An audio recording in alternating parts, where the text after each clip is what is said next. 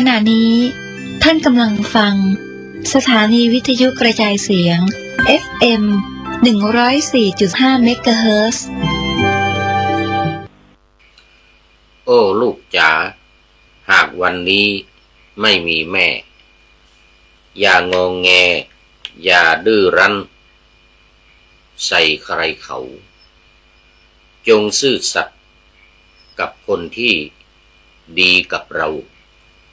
และอย่าเอาความทุกข์เราไปใส่ใคร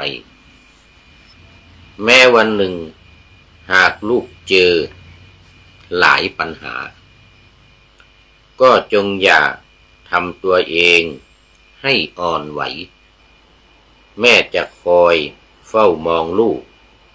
จากฟ้าไกลแค่มองไปแม่ยังคงอยู่ที่เดิมขอถวายความนอบน้อมแด่พระรัตนตรัยมีพระพุทธเจ้าเป็นต้นขอถวายความเคารพพระมหาเถระพระเถรานุเถระเจ้าคณะพระสังฆาธิการทั่วโลกมีพระเดชพระคุณพระธรรมเสนาบดีเจ้าคณะภาค7วัดพระธาตุดอยสุเทพเป็นต้นและขออำนวยพรแด่ท่านผู้ฟังท่านผู้ชมสาธุชนพุทธบริษัททั้งหลายวันนี้รายการพระไตรปิฎกลอยฟ้าก็ลอยมาจากวัดฝายหินตำบลสุเทพอำเภอเมืองจังหวัดเชียงใหม่วันนี้เดินทางเข้ามาในเมืองจากวัดดอยสัพพันยูตั้งแต่ตอนบ่ายโมงบ่าย2 โมงบ่าย2 โมงอาศัยรถท่านเจ้าอาวาสวัดดอยสัพพันยูคือท่านพระครูสุตตกิจจาภิรมย์เจ้าอาวาสวัดดอยสัพพันยูรักษาการเจ้าคณะอำเภอแม่วางท่านเข้ามาธุระในเมืองวัดท่านจะไปวัดลกโมลีจะไปวัดลกโมลีก็เลยขออาศัยรถท่านนั่งรถท่านเข้ามาแล้วก็มาส่งที่วัดฝายหินแห่งนี้และวันพรุ่งนี้จะได้ไปโรงพยาบาลสงฆ์มหาราชนครเชียงใหม่ยาหมดแล้วยาหมดยังเหลือไม่กี่อย่างต้องไปตรวจเจาะเลือดตั้งแต่ตี 5ในพรุ่งนี้รับยาอะไรเรียบร้อยแล้วจึงจะกลับในตอนบ่ายวันพรุ่งนี้ตอนบ่ายก็จะกลับไปวัดดอยสัพพันยูสำหรับวันนี้ก็ขออนุโมทนากับเจ้าภาพที่ถวายภัตตาหารเช้าเพลและน้ำปานะตอนเย็นวันนี้เจ้าภาพหลักก็คือคณะญาติธรรมของรายการฟังสบายสไตล์วุฒิชาติรายการวิทยุของสถานีวัดพระธาตุดอยสุเทพสถานีวิทยุพระพุทธศาสนาแห่งชาติและจริยธรรมวัดพระธาตุดอยสุเทพพร้อมกับญาติโยมญาติธรรมที่ฟังรายการฟังสบายสไตล์วุฒิชาติรู้สึกจะเวลาบ่ายโมงนะเดี๋ยวเที่ยงถึงบ่ายโมงนะเวลาเที่ยงถึงบ่ายโมง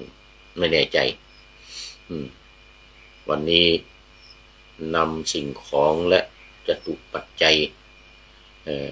ค่าอาหารไปถวายที่วัดดอยสัพพันยู 17,000 บาท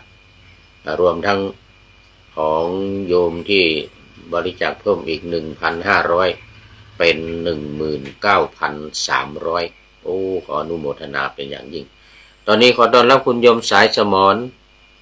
เบญจกูลโอ้มาแล้วนมัสเตว่างั้นนะ สวัสดีอันนี้สวัสดีนมัสเตโอ้สาธุนะ โมทนาเป็นท่านแรกเข้ามาในวันนี้ เนี่ยก็สไตล์ฟังสบายสไตล์วุฒิชาติแต่ในเป็นเจ้าภาพในวันนี้ร่วมบริจาคอีก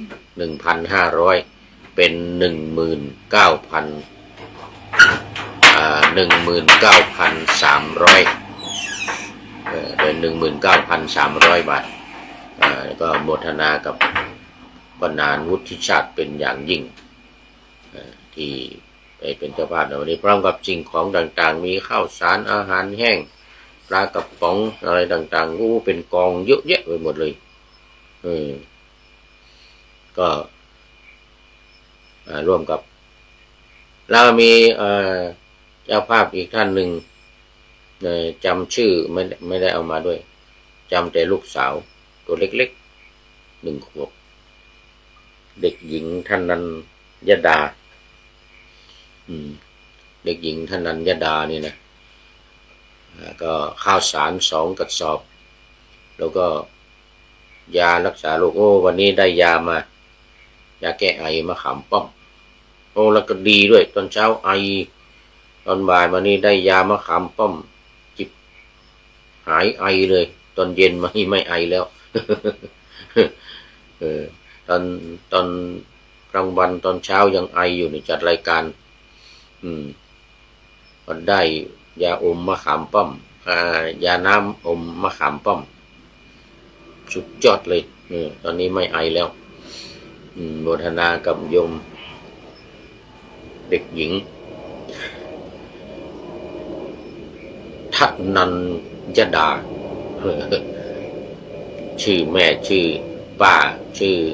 พ่ออะไรไม่จำต้องขออภัยแล้วก็พัสวัตนึกชื่อได้แล้วพัสวัตอีกคนหนึ่งเอาไอศครีมมา300-400 แท่งนะวันเนี้ยถวายได้กินไอติมกับข้าวอร่อยไอติมกับข้าวสวยวันนี้นะ กินไอติมกับข้าวสวยไอศครีมเลยนะกินกับข้าวอร่อยแล้วอาหารคนยังอาหารก็มีหลายอย่างวันนี้เนี่ยโมทนาเป็นอย่างยิ่งกับเจ้าภาพทุกคนเดี๋ยววันพรุ่งนี้ตี 5นะตี 5ไปโรงพยาบาลตี 4:30ก็มาได้อันนี้ก็FCบางทีเข้ามาเหมือนกันแต่วันนี้ตัวจริงเข้ามา มาอยู่วัดฝายหินนี่แหละโยมถิ่นฐานแต่ไม่ได้เข้ามาในรายการนานแล้ว จัดช่วยงานอยู่ที่สถานีวิทยุวัดฝายหินนี่นะ FM 104.50 เป็นรายการพระไตรปิฎกลอยฟ้าของเรานี่ก็ออกอากาศอยู่ที่วัดฝายหินนี้ด้วย5 สถานีวัดฝายหินวัดพระธาตุดอยสุเทพวัดพระพุทธบาทอุดมอำเภอฝางวัดปากทางเจริญอำเภอดอยหล่อใกล้ๆวัดดอยสุพรรณอยู่แล้วก็มจร.วิทยาลัยสงฆ์นครลำปางเนี่ยอันนี้ก็ตามเวลาอย่างพระธาตุดอยสุเทพนี่รายการพระไตรปิฎกลอยฟ้านี่5 ทุ่มถึงเที่ยงคืน สำหรับคนนอนดึกแล้วก็อีก4 สถานีนี่8 นาฬิกาถึง9 นาฬิกาตอนเช้าทุกวันนี่หลังจากเสียงระฆังอะไรเขาเรียกอะไรที่วิทยุเนี่ยนาฬิกาตีปิ้งปิ้งปิ้งปิ้งออกแล้วแต่วิดกลอยฟ้านี่นะ วัดพระธาตุดอยสุเทพนี่ก็ FM 96วัดฝายหินนี่ 104.50 ของวัดพุทธบาทอุดม วัดปากทางเจริญวัดแล้วก็ของมจรวิทยาลัยสงฆ์นครลำปางลืม ไม่รู้ ไม่รู้อะไรเนี่ยนะเลขอะไรก็ไม่เป็นไรวันนั้นท่านพระครูสุจิตตานุรักษ์หลวงพ่อเจ้าอาวาสเจ้าคณะอำเภอฝางก็ไปเป็นเจ้าภาพถวายพระทหารที่วัดดอยสัพพัญญูโอ้ตอนนี้ขอต้อนรับท่านอาจารย์สุรเดชสุรเตโชพรหมเสนโอ้สุรเดชสุรเตโชพรหมเสนน่าจะทางพระธาตุสีจอมทองเลยโอ้สาธุสาธุคุณโยมวัฒนากันทวีโอ้สาธุสาธุสาธุเจ้าข้านะหมู่บ้านเอื้ออาทรอำเภอสันกำแพงญาติโยมวัดสันป่าแดงโมทนาโมทนาวันนี้มากันเยอะแล้วนี่มากันเยอะแล้วหลวงพ่อสุรเดชสุรเตโชพรหมเสนผมก็ติดตามชมโปรไฟล์เฟซบุ๊กของหลวงพ่ออยู่หลวงพ่อสุรเดชท่านพระครูมาด้วยแล้วท่านพระครูนันทเจติยาภิบาลโอ้นี่วัดพระธาตุสุนันทาอำเภอแม่แตงแล้วก็เป็นเจ้าคณะอำเภอแม่แตงด้วยโอ้โมทนาโมทนาเป็นอย่างยิ่งเมื่อวันก่อนก็ไปมุทิตาจิตแล้ววันเกิดเมื่อวันที่9พฤศจิกายนธันวาคมที่ผ่านมาเนี่ยวันที่9ที่ผ่านมาโอ้โมทนาเป็นอย่างยิ่ง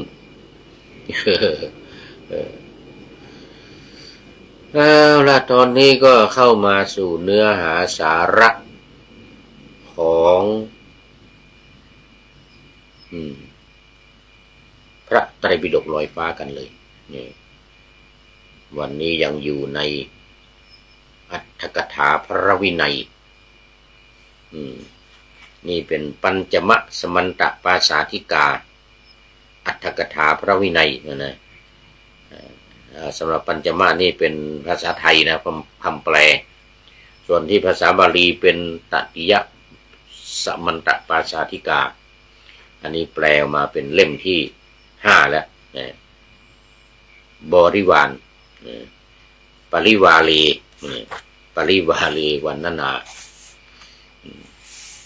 ในหัวข้อวันนี้ก็ยังอยู่หัวข้อเดิมเมื่อวานก็คือสารานิยธรรมนิเทศสารานิยธรรมนิเทศว่าไปนิดหนึ่งเมื่อวานนี้วันนี้เราจะได้มาต่ออยู่ในขุททกนิกายพระไตรปิฎกเล่มที่25พระสูตรสุตตันตปิฎกเล่มที่25ขุททกนิกายเป็นนิกายสุดท้ายนิกายสุดท้องน้องสุดท้ายของ5นิกายคือทีฆนิกายมัชฌิมนิกาย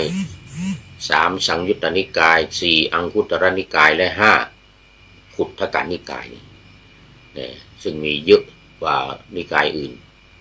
มี9เล่มที่25ถึง33ส่วนทีฆนิกายมี3เล่มที่9ถึงเล่มที่11 12ถึง14ก็มัชฌิมนิกาย15ถึง19 5เล่มอันนี้เยอะขึ้นมาหน่อยสังยุตตนิกายแล้วก็เล่มที่20ถึง24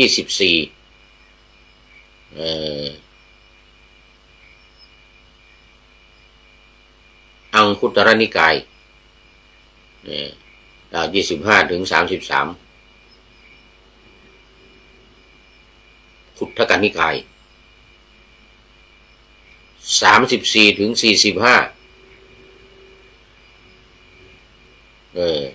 อะไร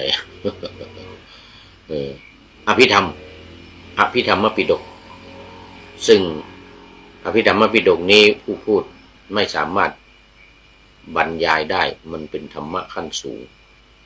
ต้องจบอภิธรรมหรือเป็นอภิธรรมบัณฑิตหรืออย่างน้อยๆได้จุลตรีจุลโทอย่างนี้จุลตรีจุลโทจุลเอกมัชฌิมตรีมัชฌิมโทมัชฌิมเอกมหาตรีมหาโทมหาเอกเป็นอภิธรรมบัณฑิตก็เลยขออาจารย์ประเสริฐพีระวงศ์บรรยายให้อภิธรรมบัณฑิตอาจารย์ประเสริฐพีระวงศ์ก็บรรยายวันนี้ก็ออกวันนี้ออกเวลาบ่าย4 โมงถึง5 โมงเย็นอันนี้จบไปแล้วเนี่ยท่านท่านผู้ฟังจะติดตามรับฟังรายการพระไตรปิฎกลอยฟ้าในส่วนของพระอภิธรรมปิฎกก็ฟังจากอาจารย์ประเสริฐพีระวงศ์อภิธรรมบัณฑิตวันนี้บ่าย4 โมงถึง5 โมงเนี่ยวันพฤหัสเดี๋ยววันนี้วันอาทิตย์ก็จะมีวันพฤหัสวันเสาร์และวันอาทิตย์3 วันอาทิตย์ละ3 วันเนี่ยอาทิตย์ละ3 วันบ่าย4 โมงถึง5 โมงเย็นพระไตรปิฎกลอยฟ้ารายการเดียวกันนี่แหละแต่ว่าเพียงแต่ว่าขออาจารย์ประเสริฐพีระวงศ์บรรยายให้เป็นพระอภิธรรมปิฎกมี12 เล่มที่34ถึง45 12 เล่มก็บุญดีได้อาจารย์ประเสริฐพีระวงศ์บรรยายให้เนี่ยขอขอบคุณอาจารย์ประเสริฐพีระวงศ์ไว้ณที่นี้ด้วยเป็นอย่างยิ่ง ขอบคุณเป็นอย่างยิ่งตอนเมื่อปี2560เดี๋ยว58 59นี่แหละทดลองดูเอาอภิธรรมมาบรรยายไปไม่ไหวไปไม่รอด ไปไม่รอดเลยโอ้ยากมากโดยเฉพาะเป็นวง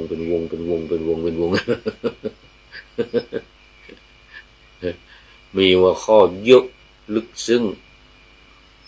42,000 หัวข้อนะ42,000 หัวข้อพระสูตรนี่แค่ 21,000 นะ 21,000 ข้อแล้วก็พระวินัย 21,000 ข้อเป็น 42,000 บวกอภิธรรมเนี่ย 42,000 เลยเท่ากับพระวินัยปิฎกกับพระสุตตันตปิฎกเลย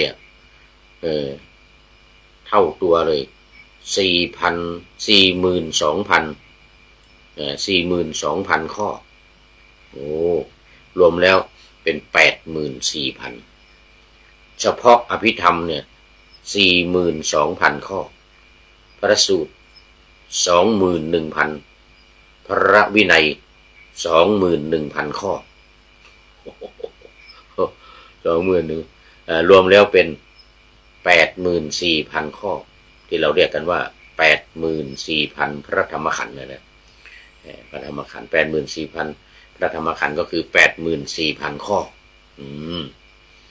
จำนวนมากมายมหาศาลแค่45 ปีนะนี่ถ้าอยู่เป็น100 ปี 1,000 ปีมันจะมากขนาดไหนหัวข้อธรรมที่พระพุทธองค์ทรงแสดงนี่นะพอดีหมดพระชนมายุของพระองค์45 พรรษาได้ 84,000 ข้อเอาละมาว่าเล่มที่25เลยทีนี้ขุททกนิกายเล่มแรกมาถึงสารานิยธรรมตอนนี้นะข้อว่าอายัมปิธัมโมสารานิโยมีความว่าธรรมกล่าวคือเมตตากายกรรมนี้อันเพื่อนพรหมจรรย์ทั้งหลายพึงระลึกถึงอธิบายว่าบุคคลใดยังสติให้เกิดกระทำธรรมกล่าวคือเมตตาคือปฏิบัติธรรมเลยนะกระทำธรรมก็คือกระทำให้ทำที่คือ ทำกล่าวคือเมตตาเนี่ยกายกรรมนั้นเมตตากายกรรมมันมีอยู่3นะเมตตากายกรรมเมตตาวจีกรรมเมตตามโนกรรมดูเมตตากายกรรมก่อนธรรมคือเมตตากายกรรมนั้นเป็นธรรมอันบุคคลนั้นทำแล้วแก่ชนเหล่าใดชนเหล่านั้นมีจิตเลื่อมใสแล้วย่อมระลึกถึงบุคคลนั้นว่า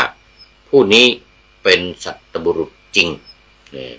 คือการกระทำด้วยความเมตตาทำที่ด้วยความเมตตาคนที่ได้รับการกระทำจากคนที่มีเมตตาแล้วทำโดยทางกายเนี่ยช่วยเหลือทางกายช่วยงานอะไรต่างๆก็ตามที่เขาทำด้วยเมตตาจริงๆไม่ใช่ด้วยอำนาจไม่ใช่ด้วยความละโมบโลภมากอยากจะได้ของตอบแทนไม่ใช่อย่างนั้นนะแต่ว่าทำด้วยใจจริงด้วยความเมตตาจริงๆเรียกว่ากายกรรมเมตตากายกรรมคือแสดงความเมตตาทางกายโดยกิริยาการกระทำอย่างใดอย่างหนึ่งเรียกได้เลยว่าเป็นสัตบุรุษคนที่ได้รับความเมตตาได้รับการกระทำทางกายเนี่ยจะเรียกคนที่ทำนั้นว่าเป็นสัตบุรุษเลยทีเดียวเช่นตัวอย่างปวดแข้งปวดขาเขาก็บีบนวดให้อย่างเงี้ยนะดึงเส้นให้หายปวดแข้งปวดขาแต่เขาทำด้วยเมตตาด้วยความรักไม่ใช่ด้วยหวังเอาเงินเอาทองเนี่ยเขาทำด้วยเมตตาด้วยความรัก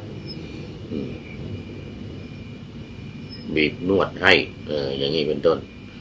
ให้ยาก็ได้ให้ยาให้สิ่งของอะไรต่าง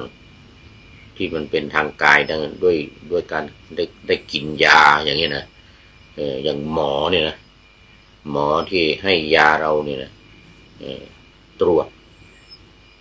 ร่างกายอย่างพรุ่งนี้จะไปหาหมอพรุ่งนี้ไปเจาะเลือดหมอที่เจาะเลือดให้เราหมอที่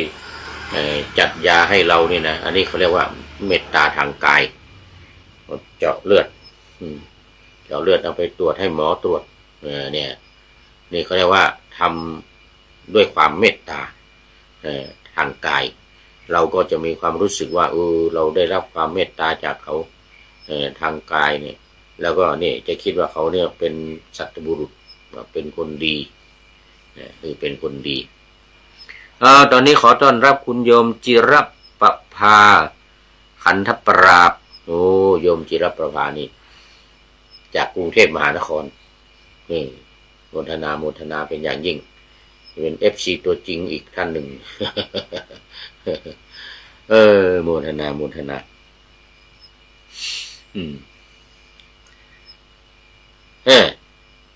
บทว่าปิยกรโนมีความว่าธรรมคือเมตตากายกรรมนั้นย่อมทำบุคคลนั้นให้เป็นที่รักของเพื่อนพรหมจรรย์ทั้งหลายคือพระเนรนี่นะนี่เขาเรียกเพื่อนพรหมจรรย์คือเพื่อนผู้ปฏิบัติธรรมอยู่ด้วยกันนี่นะ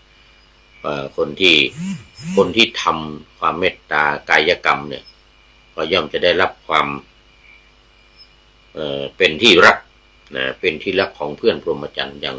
เราเป็นภิกษุสงฆ์สามเณรเพื่อนภิกษุสงฆ์สามเณรอื่นๆได้รับเมตตากายกรรมจากเราเนี่ยอย่างใดอย่างหนึ่งเนี่ยก็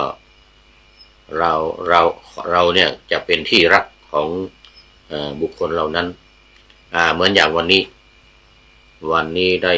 รับความอนุเคราะห์จากท่านเจ้าอาวาสวัดดอยสะพันยูให้นั่งรถมาด้วยแล้วก็ทั้งคนขับทั้งเจ้าอาวาสเนี่ยถือว่ามีความเมตตาต่อเราแล้วก็ทำความเมตตาทางกายคือคนหนึ่งขับรถมาคนหนึ่งก็อนุญาตให้นั่งรถมาด้วยอย่างนี้เป็นต้นนะเรียกว่ากายกรรม เมตตากายกรรมเป็นกรรมที่เขาทำทางกายเราก็จะรักเขาเขาก็จะเป็นที่รักของเราคนที่ได้รับความเมตตาทางกายเนี่ยก็จะรักคนที่ทำความเมตตาทางกายเรียกเมตตากายกรรมอย่างนี้เป็นต้นอย่างนี้เป็นต้นวินิจฉัยในคำว่าสังคาหายะพึงทราบดังนี้ธรรมะนั้นย่อมเป็นไปเพื่อความเป็นผู้อ่านเพื่อนพรหมจรรย์ทั้งหลายพึงสงเคราะห์เพื่อความไม่วิวาทเพื่อความเป็นผู้พร้อมเพรียงเพื่อความเป็นพวกเดียวกันกับเพื่อนพรหมจรรย์เหล่านั้นกับเพื่อนพรหมจรรย์เหล่านั้นก็เนื่องจากว่าคนที่ทำเมตตากายกรรมต่อเพื่อนพรหมจรรย์เพื่อนพรหมจรรย์ไม่ว่าจะเป็นพระสงฆ์องค์เนนเป็นครูบาอาจารย์เป็นรุ่นพี่รุ่นน้องเป็นพระเถระเป็นพระอนุเถระอะไรก็ตามที่เป็นเพื่อนสาธมิกกันเนี่ยที่เป็นเพื่อนกันเนี่ยเพื่อนพรหมจรรย์อยู่ด้วยกันเนี่ยย่อมจะสงเคราะห์เขาคนที่ทำเมตตากายกรรมนั้นเช่นอนุเคราะห์ในเรื่องของการให้คำแนะนำช่วยแก้คดีหรือวินิจฉัยอธิกรณ์อะไรต่างๆให้เช่นไม่ให้เกิดความทะเลาะวิวาทกันมีเรื่องอะไรกันเกิดขึ้นเนี่ยคนที่เคยทำเมตตากายกรรมเนี่ยทางกายเนี่ยก็จะได้รับการอนุเคราะห์จากเพื่อนพรหมจรรย์อื่นช่วยกันพูดจาช่วยกันวินิจฉัยช่วยกันทำให้ไม่มีเรื่องไม่มีราวหรือมีเรื่องมีราวกันแล้วก็ทำให้ช่วยกันแก้ไขให้ดีขึ้นตัดสินมีความสามัคคีให้เกิดความสามัคคีกันมีความพร้อมเพรียงกันไม่ทะเลาะเบาะแว้งกันมีเรื่องที่ไม่ดีก็ช่วยแก้ไขช่วยกันแก้ไขปรับปรุงก็ให้เป็นไปในทางที่ดีอย่างนี้เป็นต้นแต่ในกรณีที่เราไม่ได้เคยทำเมตตากายกรรมต่อใครเมื่อมีเรื่องอะไรเกิดขึ้นคนอื่นๆก็ไม่นึกถึงศาลานิยธรรมไม่มีศาลานิยธรรมไม่เคยทำใครก็ไม่นึกถึงก็เขาก็ไม่ได้ช่วยอะไรไม่ได้สงเคราะห์อะไรเฉยๆจ้ะ ต่อไปในคำว่าเมตตังวจีกัมมังพึงทราบว่าการกล่าวยกย่องอย่างนี้ว่าท่านเทวเถระ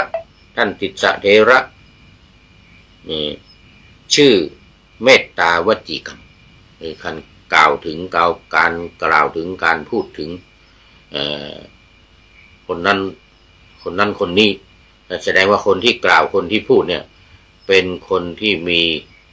วจีกรรมเป็นเมตตาก็มีความรักเขาแล้วก็พูดถามถึงเขาอย่างเงี้ยนะพูดถึงถามถึงเขาหรือก็พูดถึงเอ่ยถึงเขาอะไรอย่างเงี้ยเรียกว่าเมตตาวจีกรรมส่วนการกล่าวถ้อยอันนี้เป็นกล่าวต่อหน้าท่านติสสะเถระท่านเทวเถระนี่นะมันเป็นการกล่าวต่อหน้าวจีกรรมที่กล่าวต่อหน้าส่วนการกล่าวถ้อยคำที่ส่อความรักของบุคคลผู้สอบถามถึงท่านในเมื่อท่านไม่อยู่ในสำนักอย่างนี้ว่าท่านเทวเถระของเราพวกเราไปไหนท่านติสสะเถระของพวกเราไปไหนเมื่อไรเนาะท่านจะกลับมาดังนี้เป็นต้นชื่อเมตตาวจีกรรมลับหลังนั่นแสดงว่าเมตตาวจีกรรมนี้ทำได้สองอย่างทำได้ทั้งต่อหน้าและลับหลังคือการพูดต่อหน้าแล้วก็ลับหลัง ก็พูดถึงถามถึงอย่างนี้เรียกว่าวจีกรรมพูดในลับหลังนะ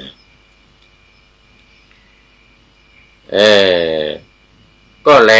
การลืมตาอันสนิทสนมนะก็แลการลืมตาอันสนิทสนมด้วยความรักกล่าวคือเมตตาแลดูด้วยหน้าอันชื่นบานดูด้วยหน้าตาอันช่ำชื่นเบิกบานชื่อเมตตามโนกรรมต่อหน้าเนี่ยคือการมองกันเนี่ยนะการมองกันหรือการเนี่ยเห็นกันแล้วก็ทำหน้าตายิ้มแย้มแจ่มใสเบิกบานมองด้วยสายตาที่อ่อนหวานมองด้วยสายตาที่มีความรักอยู่ด้วยนี่เรียกว่าการมองด้วยความรักมองด้วยเมตตาเป็นเขาเรียกว่าเป็นมโนกรรมต่อหน้ามโนกรรมต่อหน้าการคำนึงถึงเสมอว่าท่านเทวเถระท่านติสสะเถระจงเป็นผู้ไม่มีโรคมีอาพาธน้อยหายหรือบางทีเขาอาจจะเจ็บป่วยก็หายจากโรคขอให้หายจากโรคจากภัยอย่างนี้นะการคำนึงถึงอย่างนี้การคิดถึงอย่างนี้เรียกว่าเมตตามโนกรรมลับหลังเมตตามโนกรรมที่ทำต่อหน้าก็ได้ทำลับหลังก็ได้นะเมตตามโนกรรมแต่ถ้าต่อหน้าน่าจะดีกว่านะมันจะได้เห็นนะลับหลังนี่มันก็มองไม่เห็นมองไม่เห็นแต่เป็นการคำนึงถึงเป็นการคิดถึงแต่เดี๋ยวนี้ทำได้หลายทางFacebook ไลฟ์ TikTok TikTok อะไรต่างๆนี่นะมางานวันเกิดหรือว่ารู้ว่าคนนี้มีวันเกิดนี่นะก็แสดงความยินดีอนุโมทนาอำนวยอวยพรอะไรต่างๆนี่นะก็เป็นเมตตาวจีกรรมเมตตามโนกรรมได้นึกถึงเขานี่วันเกิดนะขอให้มีความสุขนะอย่างนี้เป็นต้นเรียกว่าเมตตามโนกรรมลับหลังทำได้ทั้งต่อหน้าและลับหลังอปฏิวิตกะโภคีมีความว่าย่อมแบ่งอามิสไว้สำหรับตัวแล้วบริโภคหาไม่ได้แบ่งไว้เฉพาะบุคคลแล้วบริโภคหาไม่ได้ภิกษุใดย่อมแบ่งไว้บริโภคว่าเราจะให้แก่ภิกษุเหล่าอื่นเท่านั้นเท่านี้จักบริโภคด้วยตนเองเท่านั้นเท่านี้หรือว่าเราจะให้แก่ภิกษุโน้นและภิกษุที่อยู่นี้จักบริโภคด้วยตนเองเท่านี้จะให้ภิกษุนี้เท่านั้นชื่อว่าผู้แบ่งบริโภคโดยเฉพาะในนี้ก็เป็นแม้เป็นการพูดก็เป็นเมตตาวจีกรรมแล้วก็แบ่งแล้วก็ถวายลูกอื่นด้วยเช่นไปบิณฑบาตมาได้เยอะๆได้อาหารมาเยอะตัวเองก็กินไม่หมดก็แบ่งไว้ฉันที่เหลือนั้นก็เอาถวายลูกอื่นไปอย่างเงี้ยนะอันนี้ก็เรียกว่าเป็นเมตตากายกรรมเมตตาวจีกรรมหรือไม่ได้ให้อยู่ไกลกันก็นึกถึงโอ้เราได้อาหารดีนึกถึงคนนั้นคนนี้อยากจะให้เขาได้กินบ้างอยากจะให้เขาได้กินอาหารเหมือนเรานี้บ้างอย่างเงี้ยการนึกอย่างนี้ก็เป็นเมตตามโนกรรมลับหลังเมตตามโนกรรมลับหลัง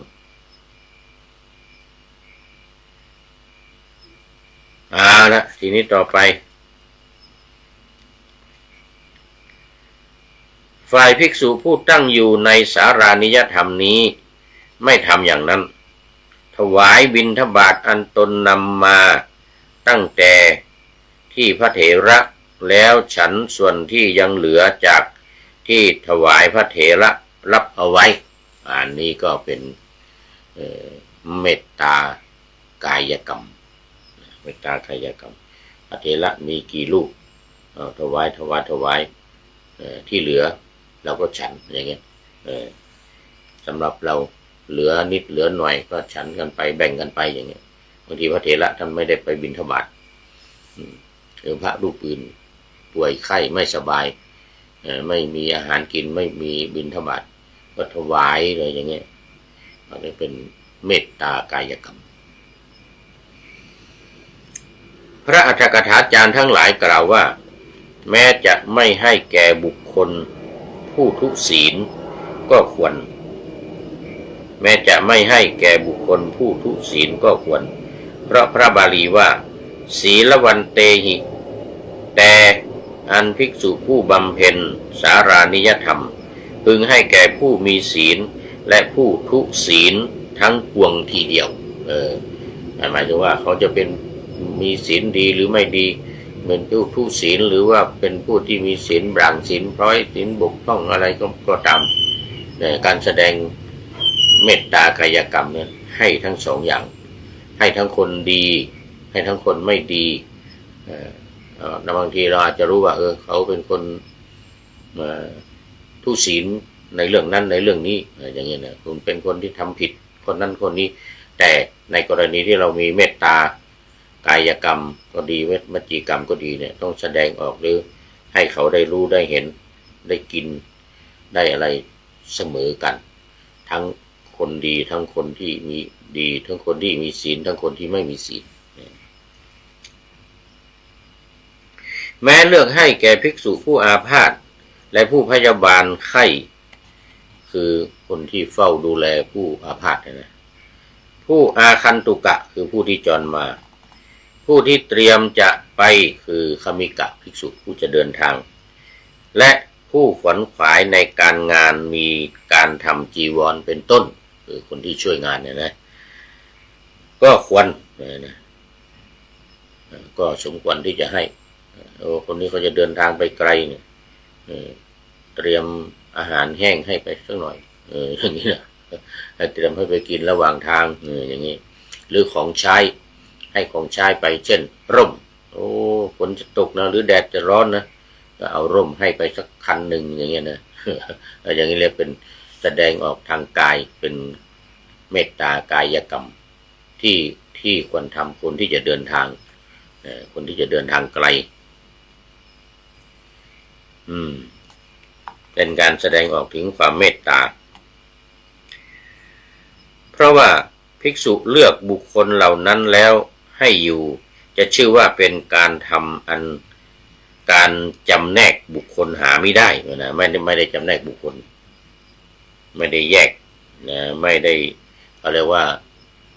เลือกที่รักมักที่ชังอะไรไม่เลือกนะจริงอยู่เพราะภิกษุทั้งหลายผู้เช่นนี้เป็นผู้มีลาภฝืดเคือง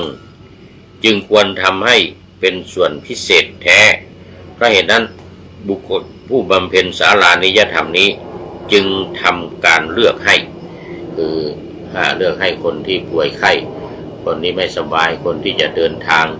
คนที่กำลังเดินทางมาหรือคนที่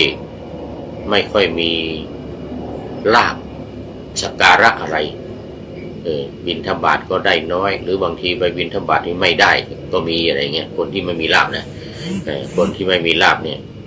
ไม่เหมือนพระศิวลีนะพระศิวลีนี่ไปไหนก็มีคนให้เยอะ แต่คนไม่มีลาภเนี่ยบางทีไปบิณฑบาตก็ไม่ได้กันได้ก็ได้น้อยอย่างเงี้ยไม่พอกินอย่างเงี้ยอันนี้เรียกว่าคนเป็นคนไม่มีลาภในประวัติในธรรมบทในพุทธศาสนานี่มีนะพระบางองค์ไปยืนเรียงรับอาหารเนี่ยคนอื่นรับพอมาถึงตนเองไปถึงหมดอาหารหมดอย่างนี้ก็มีนะ เนี่ยมีเหมือนกันแต่เป็นบางทีไปบิณฑบาตคนอื่นเขาก็บินได้เนี่ยคนอื่นเขาก็ใส่แต่พอเราไปถึงอาหารหมดโยมเขาก็บอกว่าโอ้หมดแล้วท่านอาหารหมด อย่างนี้ก็มีนะคนไม่มีลาภเราในฐานะที่ว่าเรามีเมตตา กายกรรมเรามีอาหารเยอะเราก็คนเลือกให้คนอย่างนั้นเลือกให้คนที่ไม่มีลาภก็สมควรวินิจฉัยในบทว่าอขันธานิเป็นต้นพึงทราบว่าบรรดาอาบัติ7 กองสิกขาบทของภิกษุใดเป็นคุณสลายเสียข้างต้นหรือข้างปลายศีลของผู้นั้นชื่อว่าด้วนเปรียบเหมือนผ้าขาด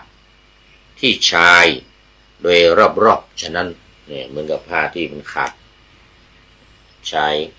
ผ้าข้างนี้ผ้าสบงหรือผ้าจีวรอะไรที่มันขาดข้างๆอันนั้นคนที่ภิกษุที่มีคุณสลายคือมีศีลไม่บริสุทธิ์ศีลบกพร่องเรียกว่าข้างต้นหรือข้างปลายเบื้องต้นก็หมายถึงว่า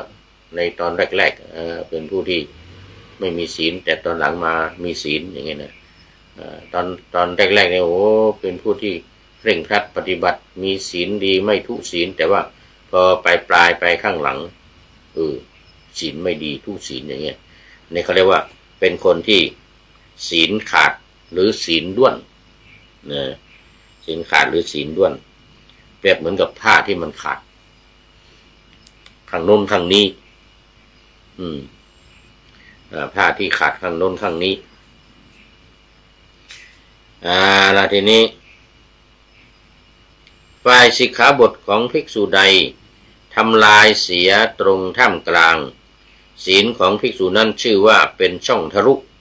เปรียบเหมือนผ้าที่เป็นช่องทะลุตรงกลางฉะนั้นเช่นเป็นพระที่เบื้องต้นดีแต่ไปในท่ามกลางทำทุศีลผิดศีลสิกขาบทผิดสิกขาบทข้อใดข้อหนึ่งและไปท้าย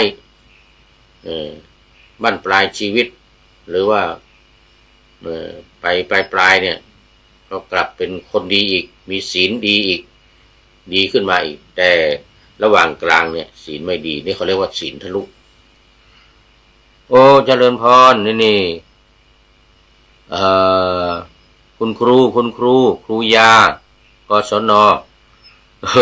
โมทนาสาธุมาละยกมือสาธุนะโอ้โมทนาเป็นอย่างยิ่งกราบไหว้สาเจ้านะโอ้อันนี้เข้ามา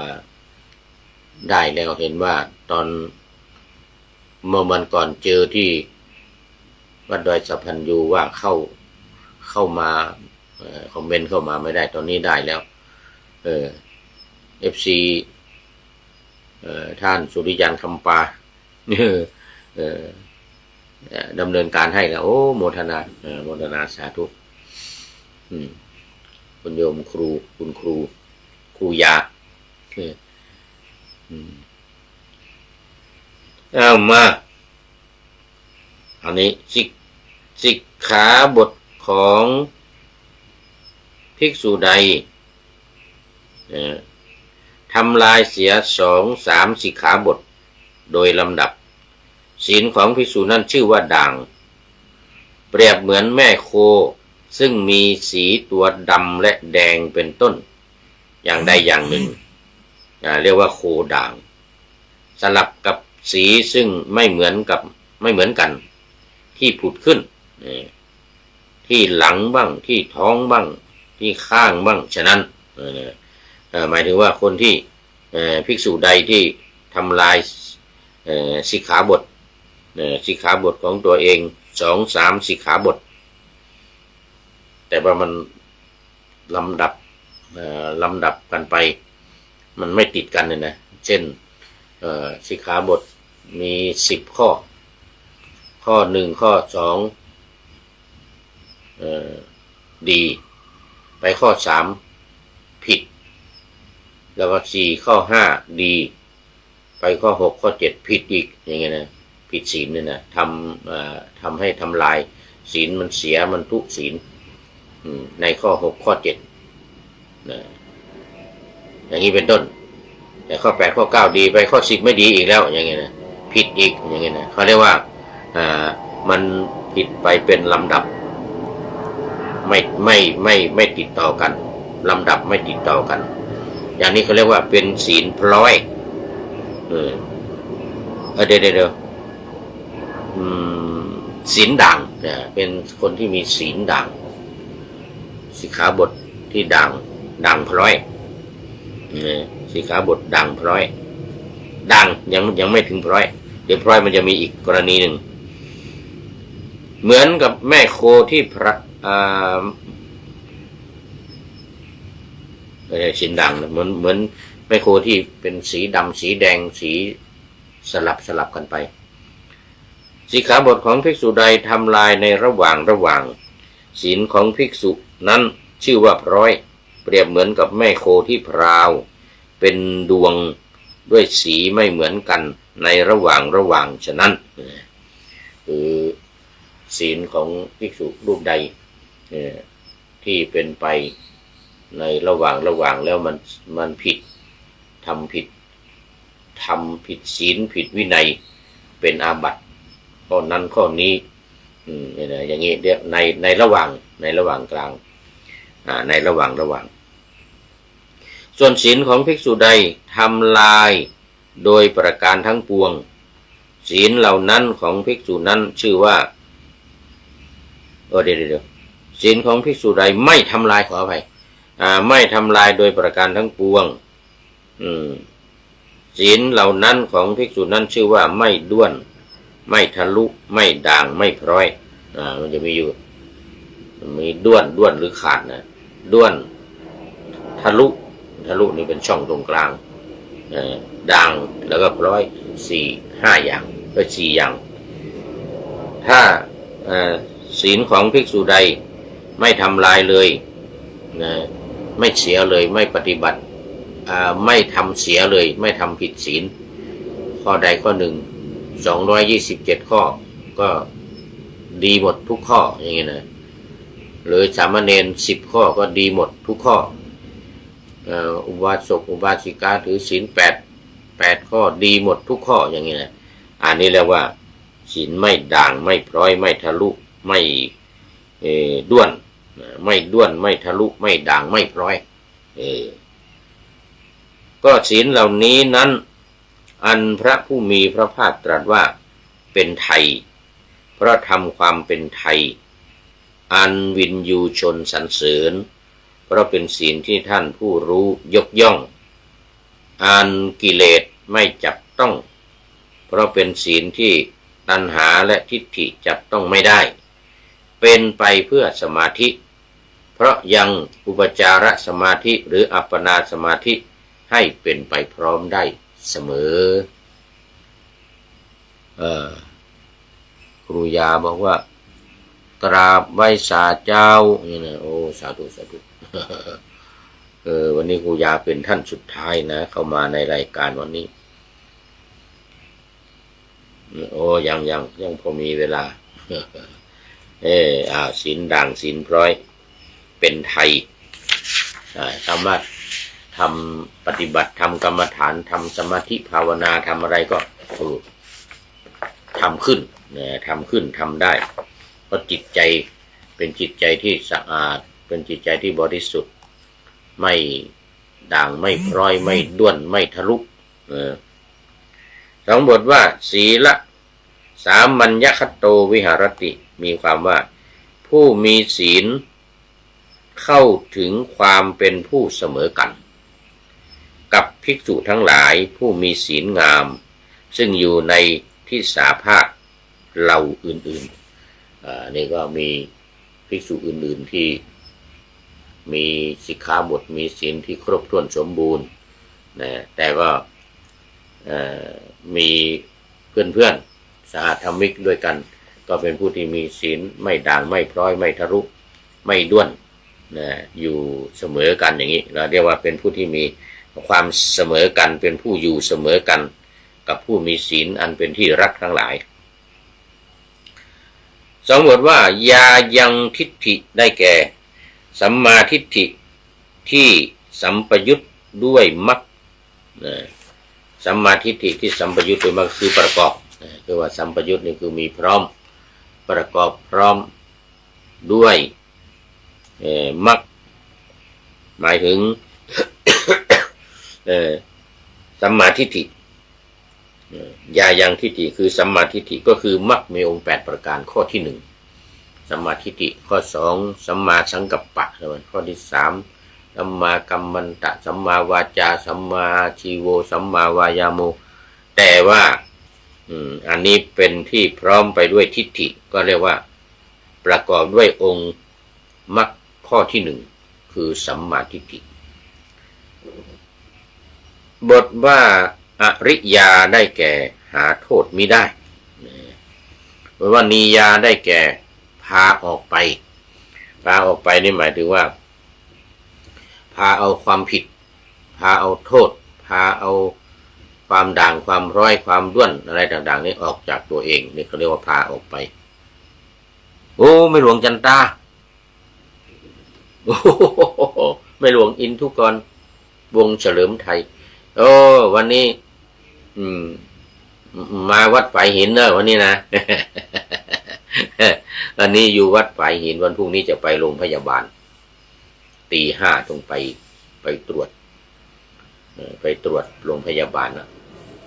เจาะเลือดไปเจาะเลือดแล้วก็ตรวจโรงพยาบาลวันพรุ่งนี้วันคืนนี้นอนวัดฝายหินมาตั้งแต่ตอนกลางวันแล้วโอ้ไม่หลวงจันตาสบายดีเนาะผู้ใหญ่บ้านหมู่1นี่ตำบลสุเทพนี่วัดฝายหินหมู่บ้านเชิงดอยหมู่บ้านเชิงดอยหมู่1โอ้โมทนามาเข้ามาเมินเราเลยนี่ไม่หลวงจันตาวันนี้นะ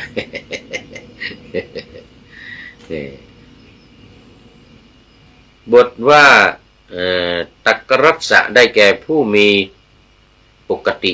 ทำอย่างนั้นนะก็คือถ้าเป็นผู้ที่มีศีลบริสุทธิ์ก็เป็นผู้ที่บริสุทธิ์อยู่อย่างนั้นเสมอต้นเสมอปลายบอกว่าทุกขักขยายะได้แก่เพื่อสิ้นไปแห่งทุกทั้งปวงคำที่เหลือจงเป็นประเภทแห่งความสงบเป็นที่สุดมีเนื้อความที่ง่ายทั้งนั้นคราวนี้จบศาลานิยธรรมวันนี้น่าจะใกล้จะหมดเวลาพอดีเลย จบศาลานิยธรรมวันนี้ตามมาด้วยโอ้คุณโยมจันเพ็ญคำโพธาสาธุโอ้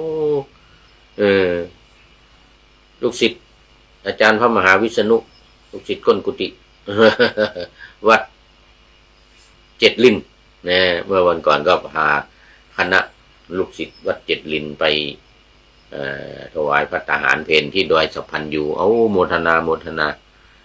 ยกมือมาละสาธุนึกว่าไม่หลวงจันตาเป็นท่านสุดท้ายตัวนี้คุณโยมวันเพ็ญจันเพ็ญคำโพธากราบหลวงพ่อสาธุเจ้าโอ้โมทนาหมดเวลาพอดี โอ้มาวันนี้ทุกทีมาก่อนเพื่อนวันนี้มาหมดเวลาพอดีโอ้โยมจันเพ็ญจากตำบลแม่เหียอำเภอเมืองเชียงใหม่สาธุโมทนากับทุกท่านวันนี้โยมจันเพ็ญคำโพธาคุณโยมแม่หลวงโยมผู้ใหญ่บ้านอินทุกรวงเฉลิมไทยเป็นท่านสุดท้าย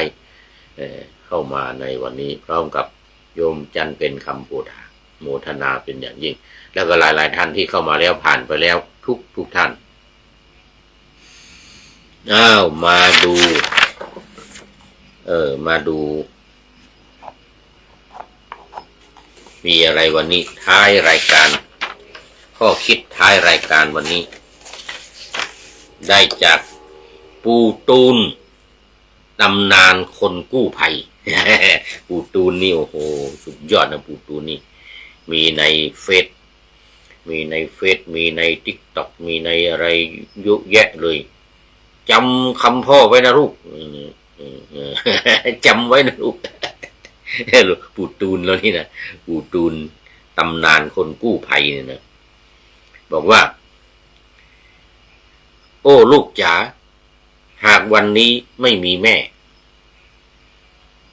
อย่างอแงอย่าดื้อรั้นใส่ใครเขาว่าไงนะจงซื่อสัตย์กับคนที่ดีต่อเราและอย่าเอาความทุกข์เราไปใส่ใครนี่แม้วันหนึ่งหากลูกเจอหลายปัญหาก็จงอย่าทำตัวเองให้อ่อนไหวแม่จะคอยเฝ้ามองลูกจากฟ้าไกลจากบนฟ้านู่นแค่มองไปแม่ยังคงอยู่ที่เดิมเหมือนกันนะโอ้ยแม่ตายไปแล้วละไปอยู่บนฟ้าจะมองมาต้องมองไปที่บนฟ้าแม่ยังจะอยู่ที่เดิมเหมือนกันนะนี่เป็นข้อคิดให้รายการจากปู่ตูนตำนานคนกู้ภัยโมทนาเป็นอย่างยิ่งขอนำพระไตรปิฎกลอยฟ้าไปจากผู้ฟังทั้งหลายในโลกล่าวันต่อไปจะได้จรย้อนกลับมาสู่สถานีใหม่ให้ท่านฟังอย่าลืมเปิดวิทยุหรือเครื่องรับโทรศัพท์โมบายคอมพิวเตอร์ผัง YouTube เฟซเพจไลน์ให้ดังเพื่อชมฟังรายการวันต่อไปขอทุกท่านมีความสุขทุกคืนวันนำธรรมะประกอบการงานทั้งหลายเช่นขยันทำงานทางวาจากายใจขวนขวายกิจการงานนา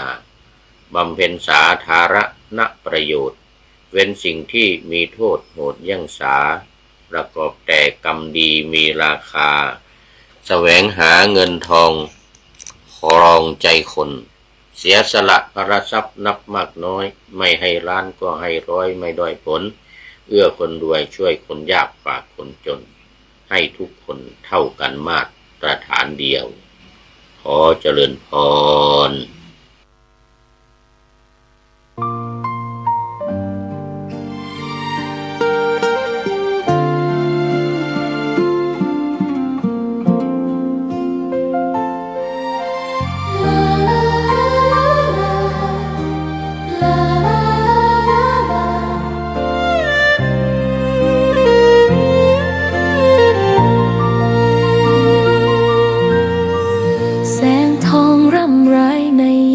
อุตสายังเห็นพระเมตตาอยู่ทุกแห่งหนน้ำพระทัยฉโลมใจคนทั่วพื้นแผ่นดินยังอบอุ่นรอยยิ้มพระพักตร์ยังส่องแสงในดวงใจไทยไม่ลืมเสียงสายลมแผ่วเบาเหมือนเอ่ยคำปลอบว่าพระองค์ยังอยู่ใกล้ขอกราบแทบบาทด้วยรักนิรันดร์น้ำตาหลั่งพลันจากใจคนไทยแม้เสด็จสู่ฟ้าไกลแต่พระห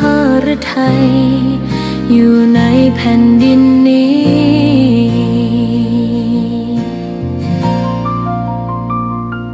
สวนดอกไม้ยังบานดังวันเก่าราวกับเจ้าดอกไม้รู้ว่าพระองค์จากไปแต่กลิ่นหอมยังพัดผ่านใจให้ระลึกถึงพระเมตตาแผ่นดินนี้ยังส่องสว่าง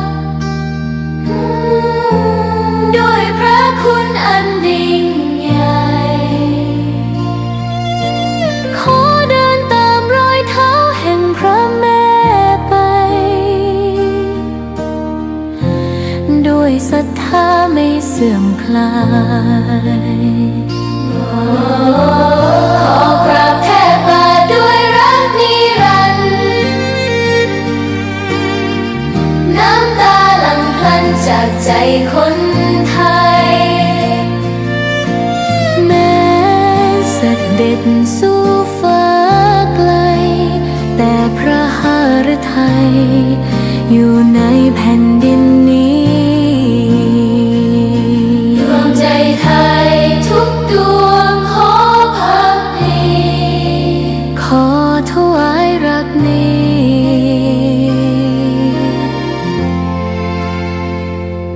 นิรันดร์แด่พระพันปีหลวง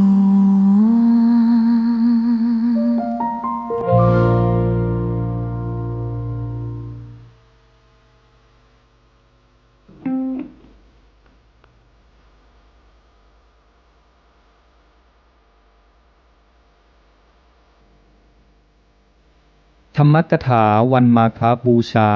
เรื่องความรู้ต้องมาเข้าคู่กับความรักโดยพระพรหมคุณาภรณ์ ปอ.ประยุตโตบรรยายเมื่อวันที่ 28 กุมภาพันธ์ พุทธศักราช 2553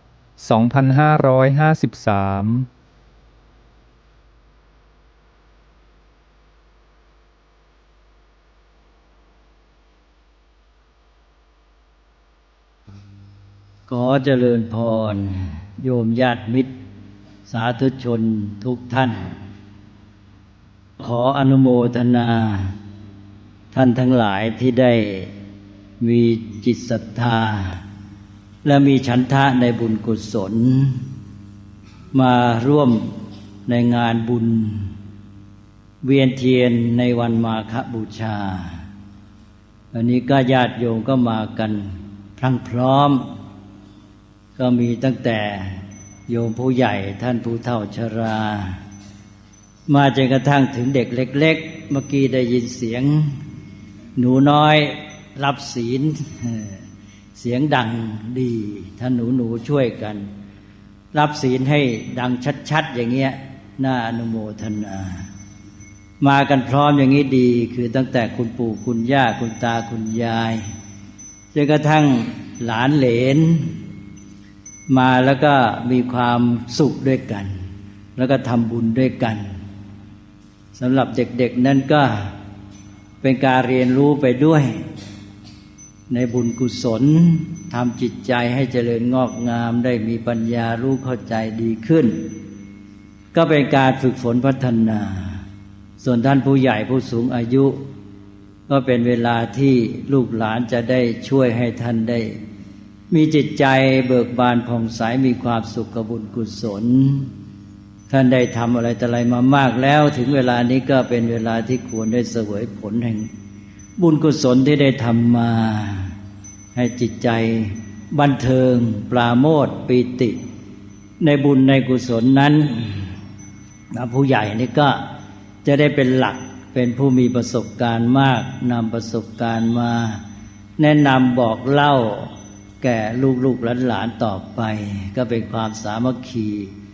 ในหมู่ชนจะทำให้สังคมของเราร่มเย็นเป็นสุขแล้วทีนี้เราก็มาสามัคคีพร้อมใจกันในวันมาฆบูชาและวันสำคัญทางพุทธศาสนาอีกวันหนึ่งก็มาพร้อมเพรียงกันทั้งพุทธบริษัทฝ่ายญาติโยมที่เป็นคฤหัสถ์แล้วก็มาสามัคคีกับฝ่ายสงฆ์ที่เป็นบรรพชิตเท่ากับว่าพร้อมพุทธบริษัท4อันนี้เรามาทำบุญแล้วก็เป็นการที่บูชาพระรัตนตรัยพุทธบริษัท4ก็มาพร้อมใจกันถวายสักการะบูชาแด่องค์พระสัมมาสัมพุทธเจ้าพระธรรมและก็พระสงฆ์ในโอกาสวันนี้ที่เราเรียกว่าวันมาฆบูชาวันมาฆบูชานี้ในบรรดาวันสำคัญที่เราจัดกันในปัจจุบันที่เป็นวันทางด้านบูชาก็มี3วันอย่างที่เคยว่ามาแล้วก็ทวนกันนิดหนึ่งก็คือวันมาฆบูชานี้วันวิสาขบูชาและวันอาสาฬบูชา ถ้านับตามปฏิทินมาฆบูชาก็เป็นวันแรกคือพอเริ่มปีใหม่ตามปฏิทินสุริยคติมกราคมและมาเดือนนี้กุมภาพันธ์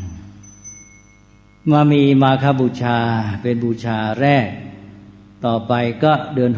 6ประมาณพฤษภาคมหรือมิถุนายนต้น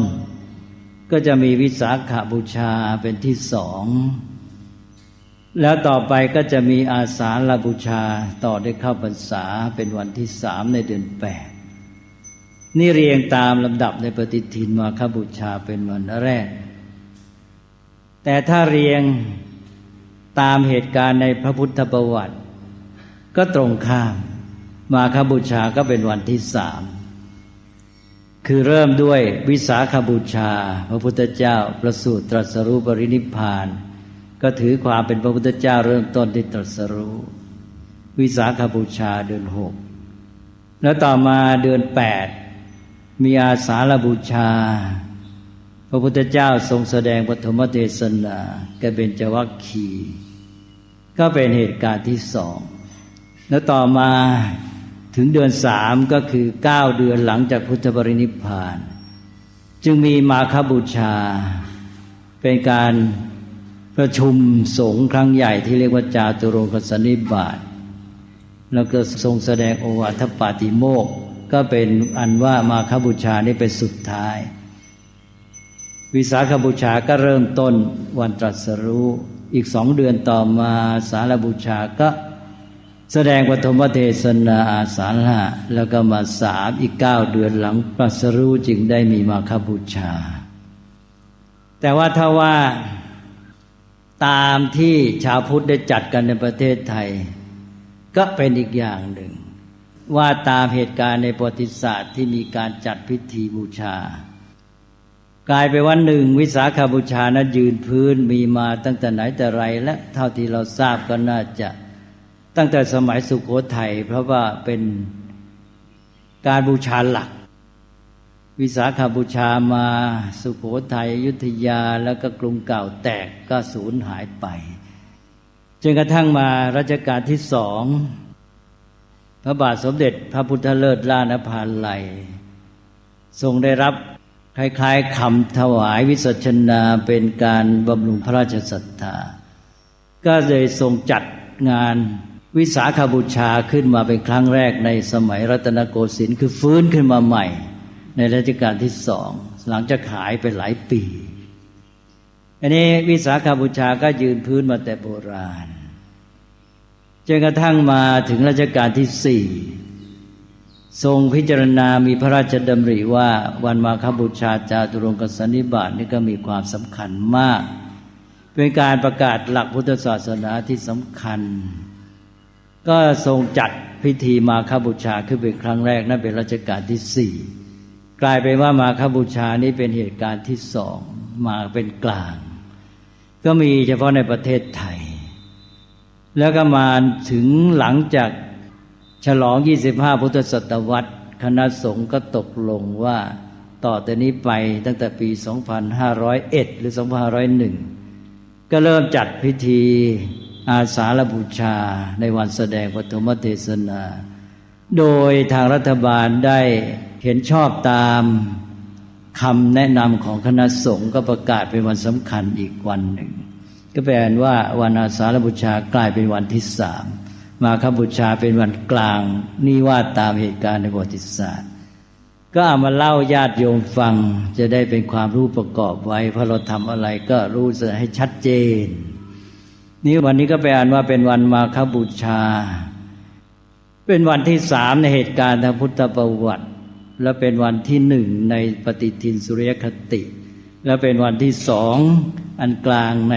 เหตุการณ์การจัดพิธีของชาวพุทธทั้งหลายมาถึงวันมาฆบูชาแล้วเราก็เข้าใจความหมายกันดี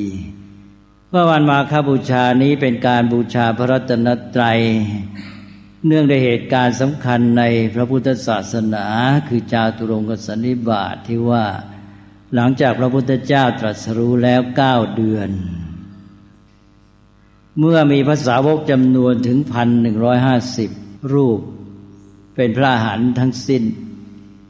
แล้วในวันมาฆบูชาคือวันเพ็ญเดือน3มาฆปุรณมีนั้นในยามราตรีที่พระเวฬุวันที่เมืองราชคฤห์คือป่าไผ่หรือสวนไผ่ของพระเจ้าบดินทร์พระเจ้าพิมพิสารได้ถวายแก่พระสงฆ์แก่พระพุทธเจ้าเป็นประมุขพร้อมด้วยพระสงฆ์ทั้งหลายพระสงฆ์จำนวน 1,250 รูปก็มาประชุมโดยไม่ได้นัดหมายกันพระพุทธเจ้าทรงปรารภเหตุการณ์ที่เป็นบรรยากาศเหมาะสมก็เลยทรงแสดงหลักการสำคัญของพุทธศาสนาที่เรียกว่าโอวาทปาติโมกข์แปลว่าพระโอวาทที่เป็นหลักเป็นประธานมี3คาถากึ่งมีขันติปรมังตโปตีติขานิพพานังปรมังวัฏันติพุทธาเป็นต้นแต่คาถาที่เราจำกันได้มากก็เป็นคาถากลางบางแห่งท่านเอาคาถากลางมาเป็นคาถาที่1แต่ว่าในเหตุการณ์แท้ๆนั้นเริ่มต้นด้วยขันติปรมังตโปตีติขานี่คาถากลางที่เราจำกันได้มากว่าสัพพปาปัสสะอการนังกุศลสูปสัมปทาสจิตตปริโยทปนังเอตังพุทธานาสาสนังก็มาทวนแปลกันนิดหน่อยโยมก็จำกันได้คิดว่าดีแล้วแต่ว่าฟังกันบ่อยๆไม่ให้ลืมไปเลยโดยเฉพาะเด็กๆ ก็ท่องให้แม่นทั้งบาลีทั้งไทยก็ดีก็บอกว่า1ไม่ทำความชั่วทั้งปวงไม่ทำบาปทั้งปวง2กุศลสูปสัมปทาก็แปลว่าทำกุศลให้ถึงพร้อมพูดง่ายๆก็ทำดีให้เพียบพร้อมและ3สจิตตปริโยทปนังก็แปลว่าทำจิตใจของตนให้ผ่องใสคำว่าทำจิตให้ผ่องใสนี่ไม่ใช่จิตอย่างเดียวนะจิตจะผ่องใสได้จริงเนี่ยบริสุทธิ์ต้องปัญญาด้วยนั่นข้อ3เนี่ยพูดถึงจิตแต่เน้นที่ปัญญาก็คือเอาปัญญามาชำระจิตให้ผ่องใสคาถานี้เป็นคาถากลางคาถาที่2ที่จำกันแม่นแต่ว่าอีก2คาถากึ่งนั้นก็สำคัญเหมือนกันแต่วันนี้นั้นยังไม่เข้าสู่รายละเอียดก็ถือว่าเรื่องรายละเอียดนี่ค่อยๆว่ากันทีละเล็กละน้อยมาอธิบายวันเดียวจบเลยโยมจำไม่ไหวฟังยังไม่ค่อยไหวเลยเพราะนั้นก็เลยเอาว่าแต่ละครั้งก็มาจับแง่มุมนิดๆหน่อยๆของวันมาฆบูชาโดยเฉพาะในยุคปัจจุบันเนี้ยตั้งแต่มีการฉลองวันวาเลนไทน์ในประเทศไทยเนี่ยก็เลยกลายไปว่าพอถึงวันมาฆบูชาชักจะมีการพูดถึงวันมาฆบูชาในแง่ของความรักคือพูดให้มันสอดคล้องกับเรื่องของวันวาเลนไทน์นะทุกปีเวลาเนี้ยเราจะได้ยินเรื่อยเวลาพระหรือโยมก็ตามพูดถึงวันมาฆบูชาก็จะพูดถึงว่าเขามีเรื่องความรักกันในวันวาเลนไทน์นะแล้วความรักในพุทธศาสนาก็มีโดยเฉพาะวันมาฆบูชานี่แหละเป็นวันแห่งความรักเป็นความรักแท้ที่ยั่งยืนด้วยจิตใจที่บริสุทธิ์แท้จริงดังนั้นก็มาฆบูชาก็เป็นวันแห่งความรักเหมือนกันก็ให้ความรักในมาฆบูชานี้ไปเสริมความรักในวาเลนไทน์มันจะได้แก้กันสมดุลไม่ให้เขวไปในทางที่เสียหายถ้าหากว่าความรักของวาเลนไทน์นั้นได้ความรักของมาฆบูชามาช่วยไว้ก็จะทำให้ไม่พลาดไม่เฉไม่ตกหลุมเสียหายไปแล้วคือไม่ไปอบายนั่นเองอะหมายความว่าความรักเนี่ยนะถ้าทำไม่ดีก็ไปอบายได้แต่ถ้าทำดีนะความรักก็ไปสวรรค์แล้วไปสวรรค์สูงด้วยนะความรักเนี่ยความรักนี่พาไปสวรรค์ชั้นพรหมเลยความรักคือในพรหมวิหาร4เมตตากรุณามุทิตาอุเบกขาข้อที่1เมตตาก็เริ่มเลยความรักรักของเมตตาก็เราอยากให้เขาเป็นสุขถ้าเราอยากให้เขาเป็นสุขก็แสดงว่าเป็นความรักในพรหมวิหารเป็นความรักอย่างพ่อแม่อยากให้ลูกเป็นสุขถ้าความรัก ในแบบราคะก็แปลว่าอยากได้เขามาทำให้เราเป็นสุขอันนั้นต้องระวังถ้าทำไม่ดีก็ตกอบายไปเลยนั่นก็เลยเอาว่าเรามีเมตตามีความรักของวันมาฆบูชาก็มาช่วยแหละอย่างน้อยก็ดึงกันไว้ให้สมดุลแล้วก็ถ้าพัฒนามาในความรักของมาฆบูชาได้ก็เดินทางไปสู่พรหมโลกเลยทีนี้สูงลิ่วเลยเรียกว่าใกล้พระอริยบุคคลแหละพอเป็นพระพรหมแล้วทีนี้อีกทีนึงก็เป็นอริยะเป็นอริยะแล้วก็ไปสู่พระนิพพาน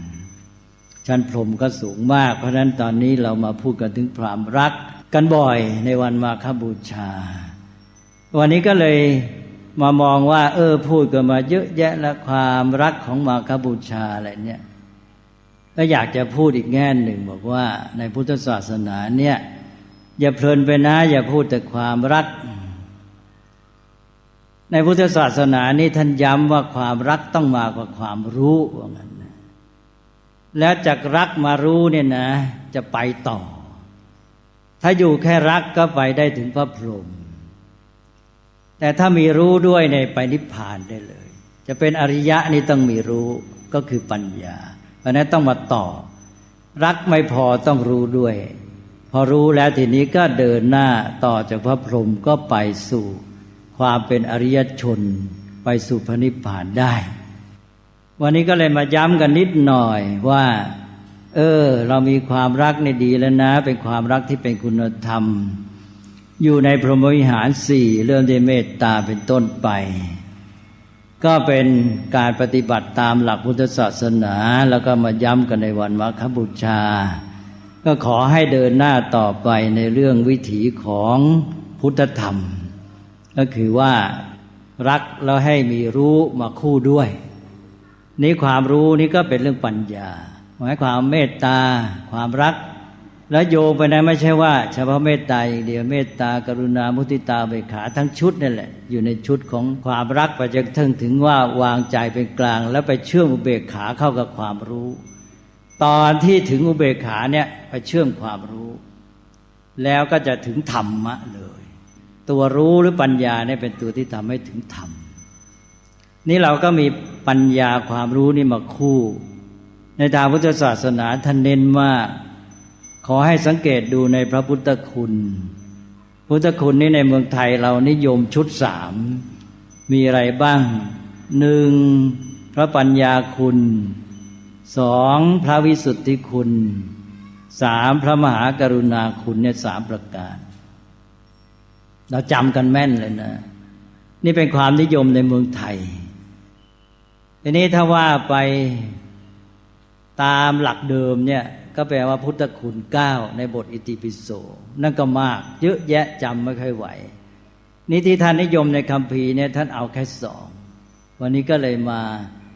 เล่าให้โยมฟังเป็นความรู้เพิ่มเติมขึ้นมาคือพุทธคุณที่ย่อสุดเนี่ยในคัมภีร์ท่านนิยมแค่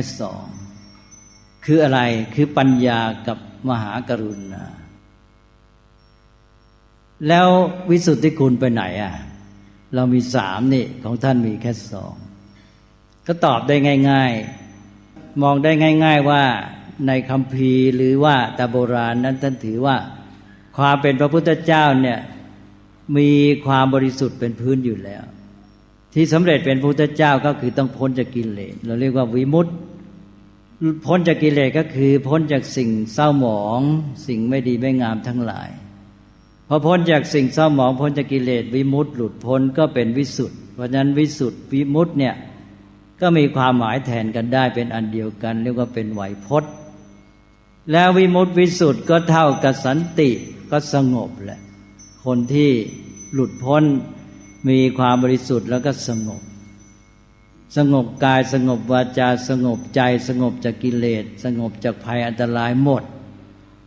แล้วสันติแล้วก็นิพพานนี่อันเดียวกันเพราะฉะนั้นคำว่าวิมุตติวิสุทธิ์สันตินิพพานเนี่ยเป็นคำเดียวกันนี่ท่านถือว่าความเป็นพุทธเจ้าเนี่ยก็อยู่ที่นี่แล้วคือบรรลุนิพพานมีวิสุทธิวิมุตติอยู่ในตัวนั้นท่านก็เลยไม่ต้องพูดถึงอีกทีนี้พุทธคุณที่จะมาแสดงออกใช้ปฏิบัติท่านก็เน้นอยู่แค่2ข้อก็คือข้อ พระปัญญาคุณพระมหากรุณาธิคุณความเป็นพุทธเจ้าเป็นว่าวิสุทธิไม่ต้องพูดถึงและอยู่ในตัวของเราก็เสียดาย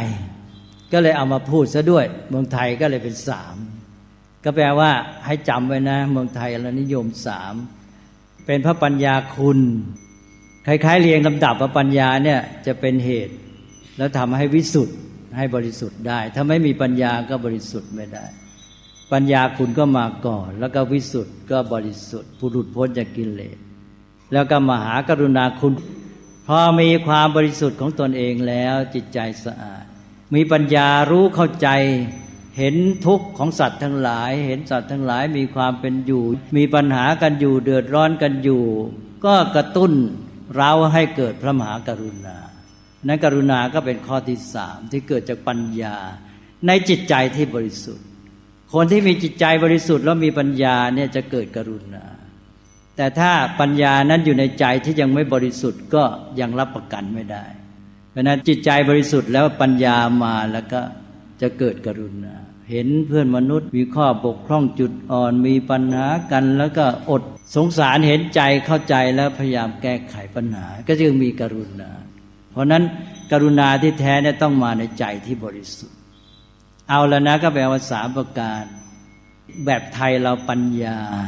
ทำให้บริสุทธิ์บริสุทธิ์แล้วปัญญาก็กระตุ้นให้เกิดกรุณา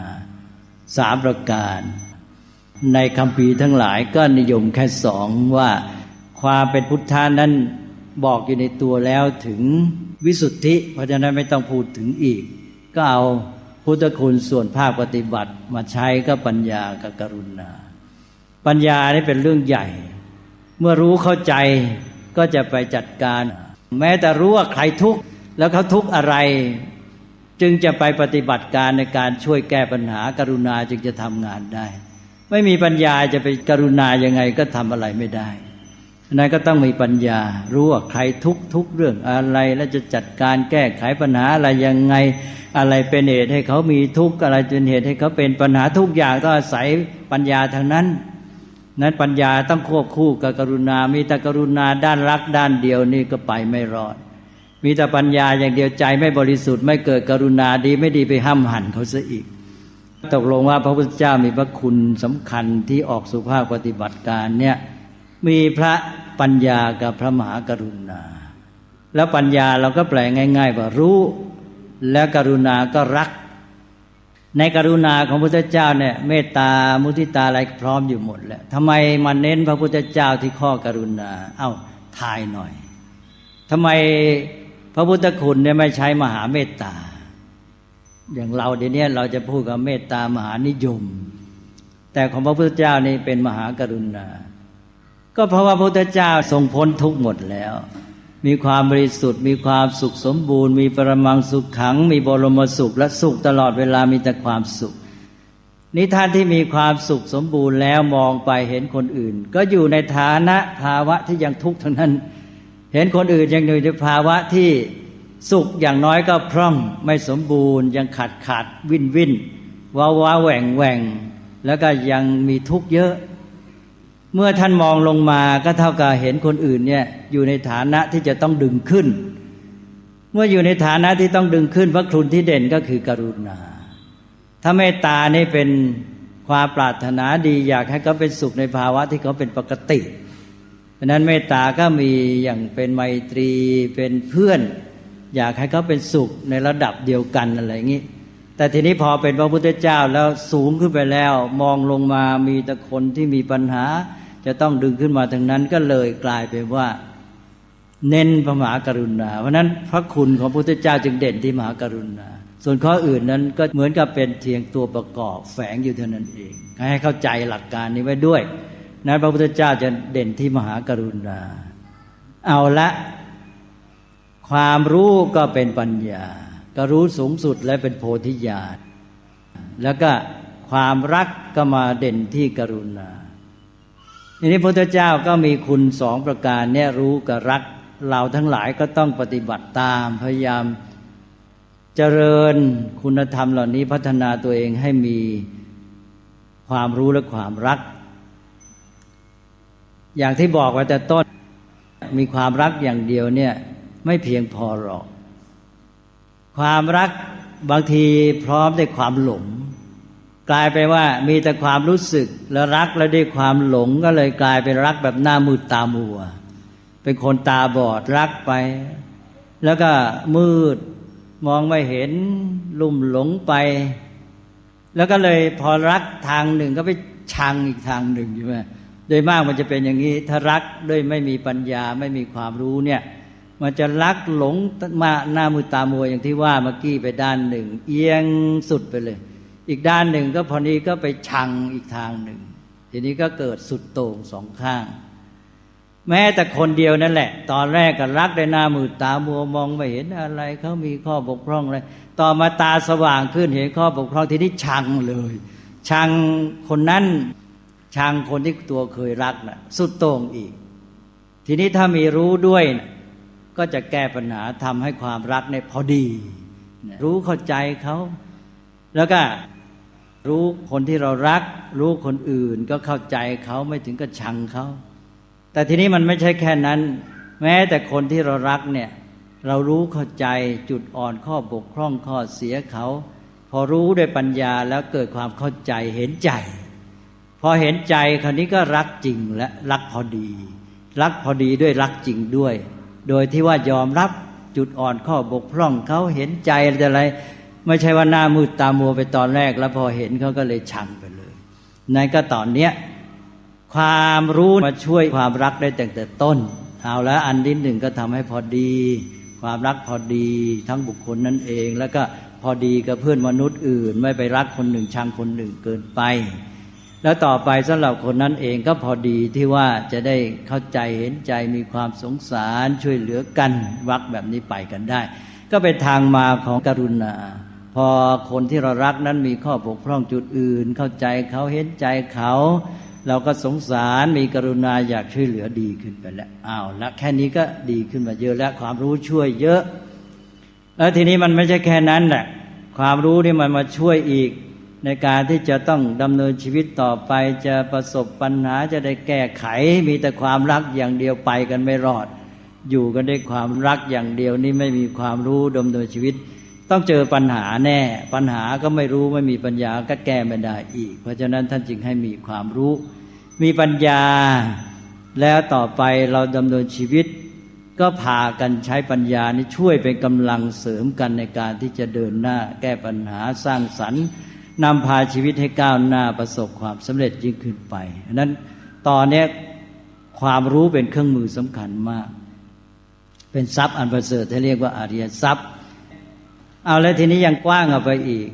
คือไม่ใช่เฉพาะรักกันระหว่างคนสองคนสามคนมันความรักเนี่ยมันออกไปถึงอย่างเป็นพระพุทธเจ้า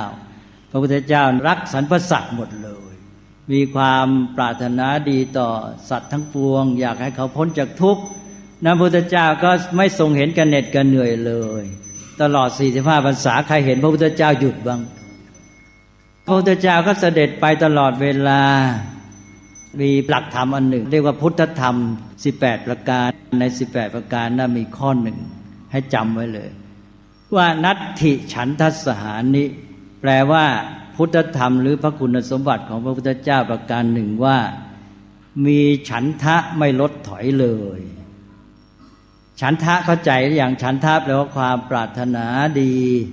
ที่จะทำสิ่งทั้งหลายให้ดีงามให้สมบูรณ์สำหรับมนุษย์ก็อยากทำให้เขาเป็นสุขอันเนี้ยฉันทะอันเนี้ยพระพุทธเจ้าไม่มีลดถอยเลยเพราะนั้นพระพุทธเจ้าจึงมีพลังมากในการที่จะไปปฏิบัติพุทธกิจไปไหนไปได้หมดเสด็จพุทธดำเนินนะพระบาทเปล่าเนี่ยไปทั่วไปหมดเรายังมีรถมีอะไรแต่ไรสะดวกกับท่านเยอะแต่ท่านก็ไม่เห็นเป็นไรท่านไม่ทุกข์นี่ท่านมีความสุขในการบำเพ็ญพุทธกิจอยู่ตลอดเวลาพุทธเจ้าก็ไปอย่างเงี้ยพุทธคุณเนี่ยก็เป็นตัวอย่างของการที่รู้พระพุทธเจ้าพระมีพระปัญญามหากรุณาจึงได้ทำงานสำเร็จถ้าพระพุทธเจ้าไม่มี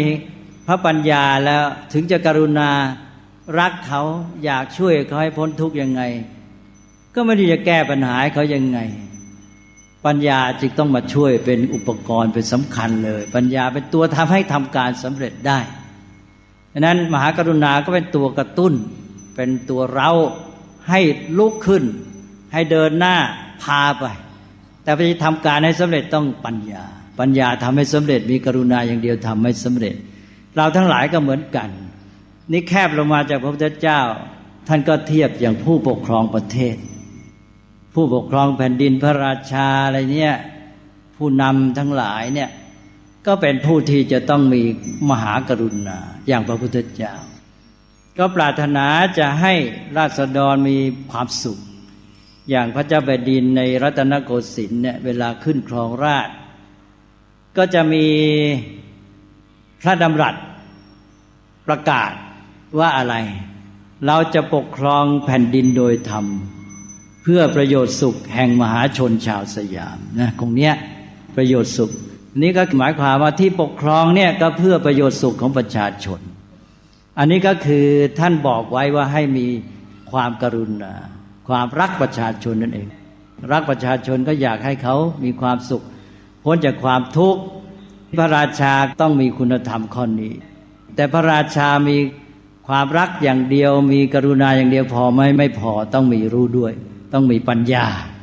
นั้นปัญญาความรู้นี้ต้องมาด้วยกันก็เลยเป็นเรื่องสำคัญว่าเราต้องให้มีผู้ปกครองที่ดำเนินอย่างพระพุทธเจ้าเนี่ยมีความบริสุทธิ์เป็นฐานดีแล้วต้องใจบริสุทธิ์มาแล้วจะมาทำการเพื่อประเทศชาติสังคมเสร็จแล้วก็มีกรุณามีความปรารถนาดีต้องการช่วยเหลือประชาชนให้ประสบความสุขแล้วก็มีปัญญาที่จะดำเนินการให้สำเร็จตามกรุณานั้นที่จะแก้ปัญหาแล้วก็ที่จะได้สร้างสรรค์ประโยชน์สุขให้สำเร็จดำเนินการจัดการได้ผู้นำก็ต้องมีทั้งสองอย่างมีกรุณาแล้วก็มีปัญญาถ้ามีแต่ปัญญารู้ไม่มีกรุณาก็ยุ่งในตอนนี้เราต้องการว่าเอาละไม่ต้องอยากล็อกผู้นำประเทศเนี่ยขอให้ดำเนินตามพระพุทธคุณเนี่ยก็ไปได้แล้วนี้พระพุทธเจ้าก็ตรัสสอนเรื่องเกี่ยวกับผู้ปกครองต่างๆไว้เราก็ถือกันมาหลักทศพิธราชธรรมอะไรต่างๆเหล่านี้แต่เพื่อความรู้เนี่ยนะต้องรู้ความเป็นไปของบ้านเมืองความรู้นี่เป็นเรื่องสำคัญอย่างในชาดกในพระไตรปิฎกเนี่ยก็มีคาถาหนึ่งจำง่ายๆบอกว่ารัตเถชนะปะเทวิจระรัตเถชนะปะเทวิจระคำสอนสำหรับองค์พระราชาแห่งหนึ่งดูรามหาบพิตรพระองค์จงเสด็จเที่ยวสดับดูให้รู้ความเป็นอยู่เป็นไปในแว่นแคว้นทั้งในแดนชนบทครั้นรู้ได้เห็นได้สดับความเป็นไปในที่นั้นๆแล้วจึงดำเนินพระราชกิจต่อแต่นั้นอันนี้ก็เป็นเรื่องความรู้เหมือนกันไม่ใช่ว่ามีแต่ความกรุณาแล้วก็ไม่ได้ไปไหนไม่ได้รู้เห็นอะไรเลยเพราะนั้นก็เลยเป็นวัดปฏิบัติของกษัตริย์ชาวพุทธมาเราจะเห็นว่ากษัตริย์ชาวพุทธเราเนี่ยจะเอาใจใส่ต่อทุกสุขของราษฎรยกตัวอย่างง่ายๆอย่างพระเจ้าอโศกมหาราชพระเจ้าอโศกมหาราชเนี่ยทรงปกครองแผ่นดินตอนแรกทรงเป็นจันดาโศกอโศกผู้โหดร้ายหรืออโศกจอมโหดแล้วทรงเปลี่ยนมาเป็นธรรมาโศกอโศกผู้ทรงธรรมแล้วก็ทรงบำเพ็ญพระราชกิจเพื่อประโยชน์สุขของประชาชนอย่างแท้จริงเต็มที่ข้อปฏิบัติพระราชจริยาวัดอย่างหนึ่งของพระเจ้าอโศกก็คือทรงเปลี่ยนวิหารญาตราเป็นธรรมญาตราอันนี้อยู่ในจิราจารึกเลยจิราจารึกพระเจ้าอโศกก็บอกไว้บอกว่าพวกผู้นำกษัตริย์ในปางก่อนเนี่ยมีประเพณีวิหารญาตราวิหารญาตราก็คือไปพักผ่อนโดยวิธีไปเที่ยวป่าล่าสัตว์เป็นต้นนี่เรียกว่าวิหารญาตรามาบัดนี้องค์พระเทวานัมปิยติสสะคือองค์พระเจ้าอโศกมหาราชเนี่ยทรงละเลิกไม่ทรงดำเนินในวิหารญาตราแต่ทรงเปลี่ยนมาบำเพ็ญธรรมญาตราในธรรมญาตรานั้นก็คือการเสด็จไปในชนบทในแว่นแคว้นแล้วก็ดูความเป็นอยู่ของประชาชนเป็นยังไงไปพบปะ สมณะชีพราหมณ์ไปพบปะคนแก่คนเฒ่าไปพบปะชาวบ้านทั้งหลายชาวไร่ชาวนาอะไรเนี่ยแล้วก็ไปสนทนาปราศัยกับคนเฒ่าคนแก่ไปสงเคราะห์ผู้คนต่างๆเหล่านี้ตลอดจนกระทั่งบางทีก็ปรารภจะเสด็จไปพุทธสถานสังเวชนียสถานและในระหว่างทางเสด็จก็เสด็จไปเยี่ยมที่โน่นที่นี่อันนี้ก็มีเรื่องจารึกมาในศิลาจารึกของพระเจ้าอโศกมหาราชนี่ก็เป็นวิธีที่จะหาความรู้ของพระราชาเพื่อจะได้บำเพ็ญพระราชกิจได้อย่างดีนี่พระเจ้าอโศกมหาราชทรงบำเพ็ญเหมือนเป็นแบบอย่างมาในเมืองไทยเราก็เห็นได้อย่างในหลวงรัชกาลที่5ก็มีเรื่องประพาสต้นเสด็จไปตามท้องถิ่นต่างๆไม่ให้เขารู้ด้วยซ้ำว่าเป็นใครแล้วไปอยู่กับชาวบ้านให้เห็นชีวิตของเขาสุขทุกข์โดยตรงหรือมาอย่างแผ่นดินปัจจุบันในหลวงรัชกาลที่9สมัยก่อนเมื่อทรงยังแข็งแรงอยู่ก็เสด็จไปโน่นไปนี่ไปในถิ่นชนบททั้งหลายเรียกว่ารู้สุขทุกข์ของราษฎรถ้ายิ่งก็รู้สุขทุกข์ก็ร่วมสุขร่วมทุกข์ร่วมสุขร่วมทุกข์ก็เป็นข้อปฏิบัติสำคัญในการที่จะสร้างสรรค์ยึดเหนี่ยวสังคมนี้ให้มีความแน่นแฟ้นมั่นคงสามัคคีอันนี้ก็เป็นวัตถปฏิบัติในทางพุทธศาสนาที่เราสอนกันมาก็แปลว่าอยู่ในเรื่องความรู้ว่ามีความรักแล้วก็ต้องมีความรู้ด้วยความรู้ก็จะช่วยให้การปฏิบัติกิจตามมหากรุณานั้นสำเร็จผลอย่างแท้จริงตอนนี้เรามาถึงวันมาฆบูชาเนี่ยเราก็ควรจะมาทบทวนกันถึงเรื่องเหล่านี้ผู้ที่มีปัญญามีกรุณาจึงจะแก้ไขปัญหาจัดการเหตุการณ์ได้มนุษย์เราปัจจุบันเนี่ยมันเป็นปัญหาขัดแย้งกันมากมายเหลือเกินในระหว่างชุมชนหมู่ชนระหว่างประเทศระหว่างค่ายก็รบราฆ่าฟันกันเอาชนะซึ่งกันและกันทีนี้วิธีจะเอาชนะกันและกันก็คือรักฝ่ายข้างตัวแล้วก็ทำลายฝ่ายตรงข้ามทำลายก็ทำร้ายวิธีทำลายคนก็ทำร้ายเขาฆ่าฟันกันล้มตายไปมนุษย์ก็ยังหมุนเวียนอยู่ในอย่างเงี้ยอารยธรรมมนุษย์ก็เลยไม่ไปไหนพุทธศาสนาต้องการให้มนุษย์พัฒนาขึ้นไปแม้แต่การแก้ปัญหาในการชิงชัยเอาชนะกันระหว่างประเทศเนี่ยท่านก็สอนไว้นะคือรักอย่างเดียวไม่พอรักพวกเรานะรักแน่นอนและให้รักศัตรูด้วยนั้นเราก็จะมีคำสอนว่านาหิเวเรนะเวรานิสัมมันติทะกุทาจนังเป็นต้นเนี่ยแปลว่าไม่มีเลยในการไหนๆที่เวรจะระงับได้ในการจองเวรเวรย่อมระงับในการไม่จองเวรชาวพุทธก็จำกันแม่นที่ว่าไม่จองเวรนี่ก็คือให้มีเมตตามีกรุณามีความรักนั่นเองรักเข้าไว้รักทั้งเรารักทั้งเขาแต่ว่าชาวพุทธยังอยู่แค่นี้นะไม่พัฒนารักเรารักเขาแล้วไม่ทำอะไรบอกไม่จองเวรหมดตัวตายเปล่าให้มีกรุณาต้องมีปัญญาด้วยที่จริงในหลักธรรมคำสอนนั้นท่านสอนไว้แล้วให้มนุษย์เนี่ยพัฒนาต่อไปถ้ามนุษย์เอาชนะกันแก้ปัญหากันด้วยการที่ว่าฝ่ายโน้นเป็นศัตรูของเราเราจะต้องฆ่าฟันมันให้จบให้ฝ่ายเราที่เรารักเนี่ยอยู่มันก็หมุนเวียนอยู่ในวงจรเนี่ยไม่ไปไหนนั้นท่านก็สอนวิธีปฏิบัติไว้แต่มนุษย์จะต้องพัฒนานี่เราจะทำไงจะพัฒนามนุษย์ต่อไปให้ถึงขั้นนี้มนุษย์ที่จะแก้ปัญหาด้วยทั้งกรุณาและปัญญามาคู่กันได้สมบูรณ์เนี่ยจะต้องเก่งกับพวกที่ชนะกันด้วยวิธีรุนแรงวิธีทำร้ายตอนนี้ก็คือมนุษย์มีปัญญาก็ชนะแต่ว่าไม่มีกรุณานี่ทำไงจะได้ทั้งกรุณาและปัญญาท่านก็สอนไว้ก็จะยกตัวอย่างมาให้ฟังอีกเคยพูดมาบ่อยๆและชาดกเนี่ยท่านสอนเรื่องนี้มาเยอะเลยอย่างเรื่องมโหสถชาดกเนี่ยมโหสถชาดกนี่เป็นชาดกที่เน้นพระบารมีอะไรปัญญาบารมีเนี่ยมโหสถปัญญาบารมีคนไทยจะหยุดแค่ทานนะเนี่ยต่อว่าได้เพราะบารมีพระพุทธเจ้าทั้ง10คนไทยเนี่ยเก่งเรื่องทานเก่งจริงๆแต่อยู่แค่เนี้ยไม่ไปไหนเก่งจริงๆไปไหนพร้อมให้ทันทีเลยใจกว้างมีน้ำใจดีแต่ว่าไม่ค่อยก้าวบารมีมีตั้ง10ข้อมาอยู่ข้อเดียวไม่ได้ต้องไปต่อแล้วข้อสำคัญข้อหนึ่งก็ของพระมโหสถเนี่ยปัญญาบารมี ปัญญาบารมีสอนอะไรก็คือให้เอากรุณามาใช้ในชนิดที่ประสบความสำเร็จก็คือมนุษย์จะต้องพัฒนาไปขั้นหนึ่งในการแก้ความขัดแย้งระหว่างชุมชนหมู่ชนระหว่างพวกระหว่างหมู่จนกระทั่งถึงระหว่างประเทศชาติทำไงจะให้ได้ขนาดนี้เล่าย่อๆก็คือว่า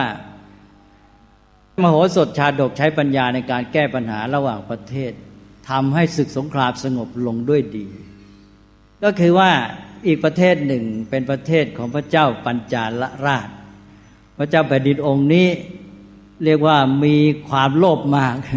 โลภอะไรรู้ไหมโลภแผ่นดินอยากจะเป็นใหญ่ผู้เดียวก็เลยเที่ยวไปรุกรานประเทศต่างๆชนะมาเยอะแยะแหละตอนหนึ่งก็ยกทัพมาที่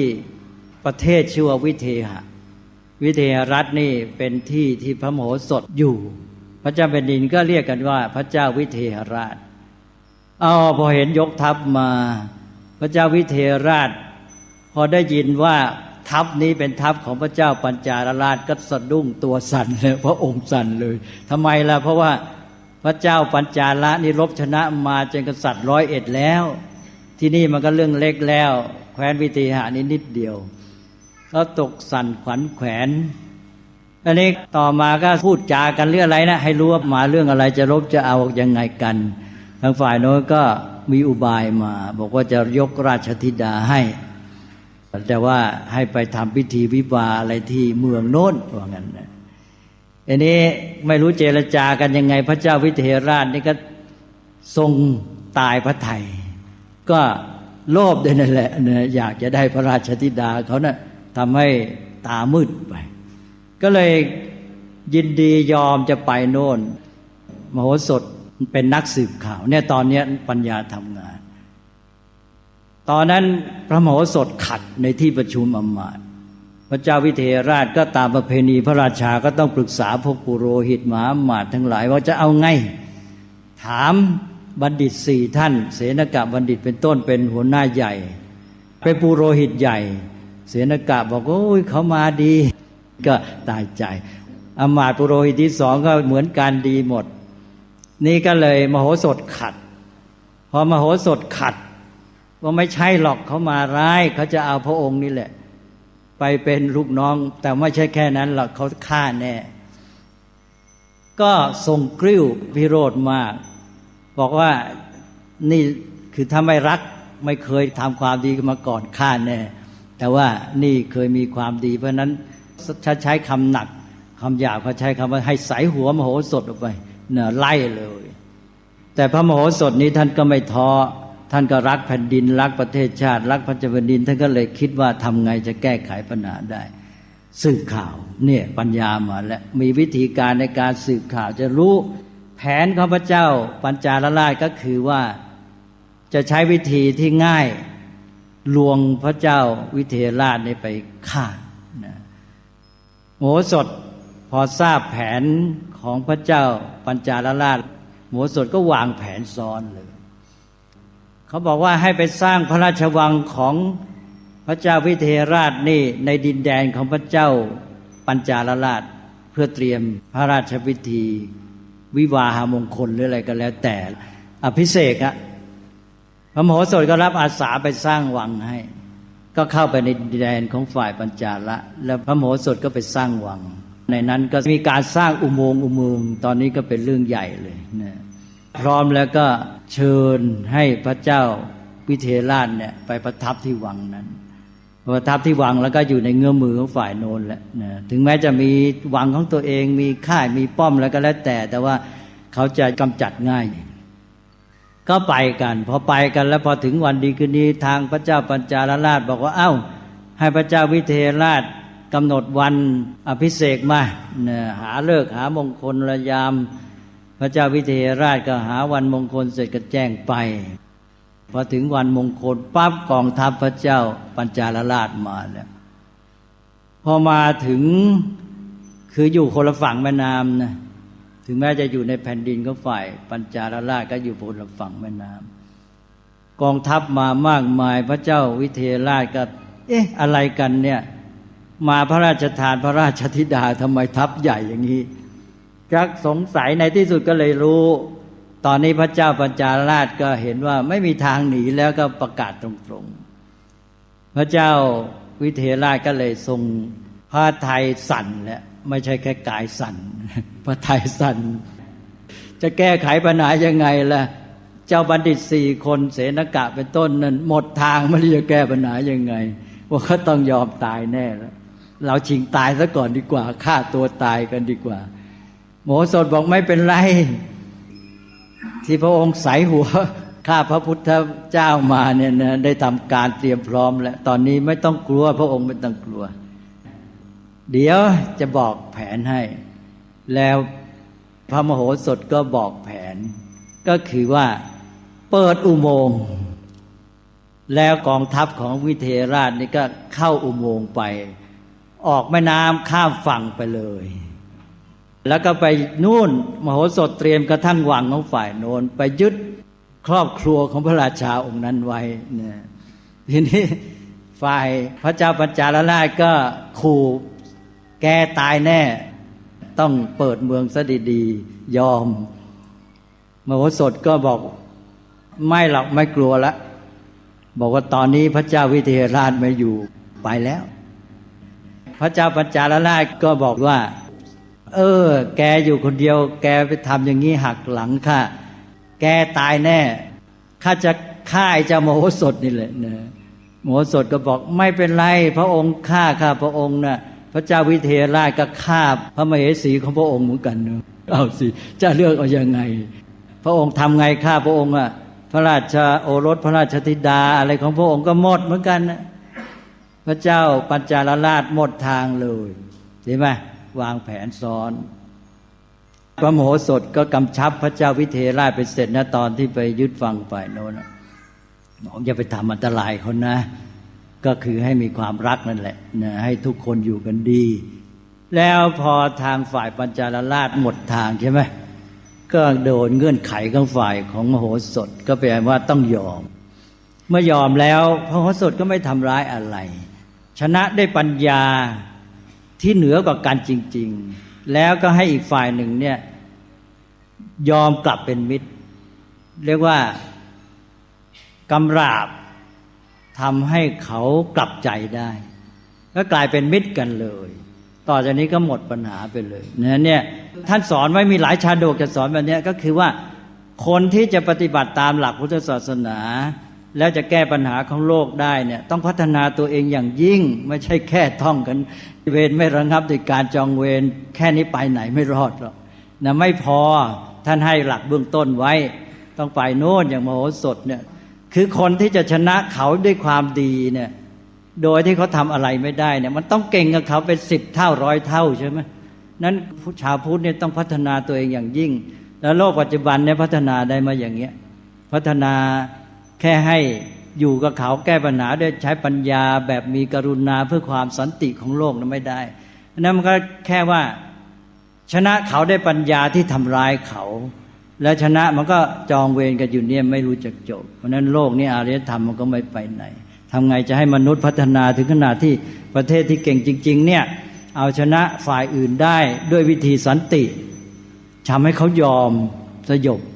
ยบการทำร้ายด้วยวิธีสันติชนะเขาด้วยความดีได้ปัญญาที่เหนือกว่าจริงๆนะแล้วก็อยู่กันด้วยความสงบสุขต่อไปอันนี้เป็นเรื่องที่ต้องยอมรับว่ายากแต่มนุษย์ต้องพัฒนาเมื่อจะให้โลกนี้มีสันติสุขที่แท้จริงต้องเดินหน้าต่อไปวันนี้ก็เลยเอาเรื่องมหากรุณากับเรื่องปัญญาเนี่ยมาพูดในอีกแง่หนึ่งในระดับของโลกในระดับของพระพุทธเจ้าที่ทรงบำเพ็ญพุทธกิจเพื่อประโยชน์กับชาวโลกแต่หลักการพุทธศาสนาก็ที่ว่าเนี่ยด้วยความกรุณาพระสงฆ์เรา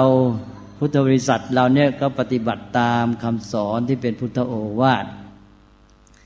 ว่าจรถะภิกขเวจาริกังพหุชนะทิตายะพหุชนะสุขายะโลกานุกัมปายะภิกษุทั้งหลายจงจาริกไปเพื่อประโยชน์เกื้อกูลแก่ชนจำนวนมากเพื่อความสุขแก่ชนจำนวนมากเพื่อเกื้อการุณต่อชาวโลกอันนี้เป็นหลักการทั่วไปเลยนั่นก็เราต้องมาคอยทบทวนหลักการของพระพุทธศาสนาที่พุทธเจ้าทรงสอนไว้ แล้วข้อสำคัญก็คือชาวพุทธเนี่ยจะต้องฝึกตนต้องพัฒนาตนเพื่อปฏิบัติให้ได้ตามนี้ถ้าเราไม่ฝึกตนไม่พัฒนาตนแล้วมันไม่มีทางทำได้สำเร็จหรอกหลักการพุทธศาสนาไม่ใช่แค่ปฏิบัติกันอยู่ในรายวันเท่านี้นะเป็นข้อปฏิบัติเพื่อช่วยโลกทั้งโลกเพื่อให้โลกนี้อยู่กันร่มเย็นเป็นสุขโดยเฉพาะหนูทั้งหลายที่เล่าเรียนศึกษาเนี่ยเรียนกันฝึกกันให้เก่งอย่างที่ว่าเนี่ยให้สามารถแก้ปัญหาได้โดยใช้ปัญญาบนฐานของมหากรุณาทำได้ไหมนะมีกรุณาเป็นพื้นฐานแล้วใช้ปัญญาแก้ปัญหาให้มันลงโดยด้วยดีไม่ต้องมาทำร้ายกันทำได้ไหมถ้าทำได้นี่ก็คือความสำเร็จของชาวพุทธในการแก้ปัญหาในทุกระดับจนกระทั่งถึงโลก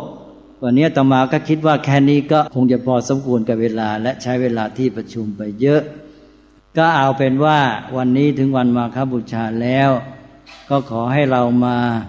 บำเพ็ญบูชาให้ครบทั้งสองอย่างทั้งอามิสบูชาและปฏิบัติบูชาอามิสบูชาเราก็ทำกันแล้วปฏิบัติบูชาเราก็ทำกันอยู่แต่ว่าบางทีก็ไม่รู้ตัวก็คือบูชาด้วยการปฏิบัติเริ่มต้นตั้งแต่ทำจิตใจของเราให้เบิกบานผ่องใสแล้วปฏิบัติบูชาที่ตรงกับ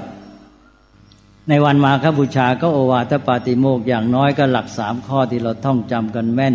ก็ขอทวนอีกทีหนึ่งขอให้เด็กๆจำให้แม่นนะว่าตามก็ดีนะหนูๆว่าตามหน่อยสัพพปาปัสสะอาการนังไม่ทำชั่วทั้งปวงหรือไม่ทำชั่วทุกอย่างก็ได้หมดไม่ทำเลยกุศลสูปสัมปทาบำเพ็ญความดีให้เพียบพร้อมสัจจิตตปริโยทปนังชำระจิตของตนให้ผ่องใสเอตังพุทธานัสสาสนังนี่เป็นคำสอนของพระพุทธเจ้าทั้งหลายเนี่ยได้แค่นี้ก็ยังดีและวันมาฆบูชาก็เกิดประโยชน์แท้จริงและไม่ต้องเอาครบ3คาถากึ่งละให้ได้คาถาหนึ่งเนี่ยอาตมาก็ทวนให้ว่าไม่ทำชั่วทั้งปวงทำความดีให้เพียบพร้อมและทำจิตใจของตนให้ผ่องใสนี่เป็นคำสอนของพระพุทธเจ้าทั้งหลายถ้าเราทำตามนี้ได้ก็เป็นปฏิบัติบูชาปฏิบัติบูชาก็เป็นบูชาอย่างยอดเยี่ยมสูงสุดและเป็นเอตทัคคะในบรรดาบูชาทั้งหลายยิ่งถ้าเราทำพร้อมก็ยิ่งดีได้อามิสบูชาด้วยปฏิบัติบูชาด้วยวันนี้ก็เชิญชวนกันให้เรามาทำบุญวันมาฆบูชาด้วยวิธีทำบูชาทั้ง2ประการนี้คืออามิสบูชาและปฏิบัติบูชาเมื่อทำได้พรั่งพร้อมบริบูรณ์ก็ขออนุโมทนาแม้ยังไม่พรั่งพร้อมก็ตั้งใจเพียงตั้งใจก็เป็นบุญเป็นกุศลแล้วและตอนนี้เราก็กำลังก้าวหน้าไปในการบูชาทั้งสองนี้อามิสบูชาเดี๋ยวเราจะเวียนเทียนก็เป็นอามิสบูชาเต็มที่แต่พร้อมกันนั้นในอามิสบูชาก็ขอให้เราบำเพ็ญปฏิบัติบูชาไปด้วยตั้งใจปฏิบัติอย่างน้อยก็ชำระจิตของตนให้ผ่องใสให้ร่าเริงบันเทิงใจมีปีติปราโมทย์ในบุญในกุศลมีความสุขร่วมกันมีในไมตรีจิตมิตรภาพมีเมตตากรุณาต่อกันเนี่ยมีความสามัคคีกันพรั่งพร้อมใจกันแล้วก็เดินไปด้วยความมีจิตใจสงบพร้อมเพรียงสามัคคีปฏิบัติบูชาก็เดินหน้าแล้วก็เอาคำสอนที่พระพุทธเจ้าได้ประทานไว้เนี่ยมาระลึกแล้วก็ตั้งใจจะปฏิบัติกันต่อไปวันนี้ก็ขออนุโมทนาโยมญาติมิตรทั้งหลายอีกครั้งหนึ่งที่ทุกท่านได้มีศรัทธาในพระรัตนตรัยมีฉันทะในการทำบุญกุศลมาร่วมประชุมพร้อมเพรียงกันแล้วเป็นทั้งกายสามัคคีและจิตสามัคคีก็ขอให้ทุกท่านได้เดินหน้าไปในความสามัคคีที่เป็นพลังอันยิ่งใหญ่นี้ให้เรามีความเพียรพร้อมด้วยกำลังกายกำลังใจกำลังปัญญากำลังความสามัคคีสามารถบำเพ็ญประโยชน์สุขให้เกิดขึ้นสมดังพุทธดำรัสที่เป็นโอวาทของพระองค์นั้นเพื่อประโยชน์สุขแก่ชาวโลกทั้งมวลเริ่มต้นตั้งแต่ชีวิตครอบครัวสังคมประเทศชาติเป็นต้นไปเพราะนั้นวันนี้ก็ขออาราธนาคุณพระรัตนตรัยอวยชัยให้พรแก่โยมญาติมิตร ทุกท่านตั้งแต่โยมปู่ย่าตายายท่านผู้เฒ่าจนกระทั่งถึงเด็กเล็กๆหนูน้อยทั้งหลายจงเจริญด้วยจตุรพิธพรชัยมีความร่มเย็นเป็นสุขในพระธรรมของพระสัมมาสัมพุทธเจ้ามีพลังความสามารถที่จะช่วยกันบำเพ็ญประโยชน์สุขให้เกิดขึ้นให้สำเร็จสมดังพุทธพจน์นั้นทุกประการเทอญ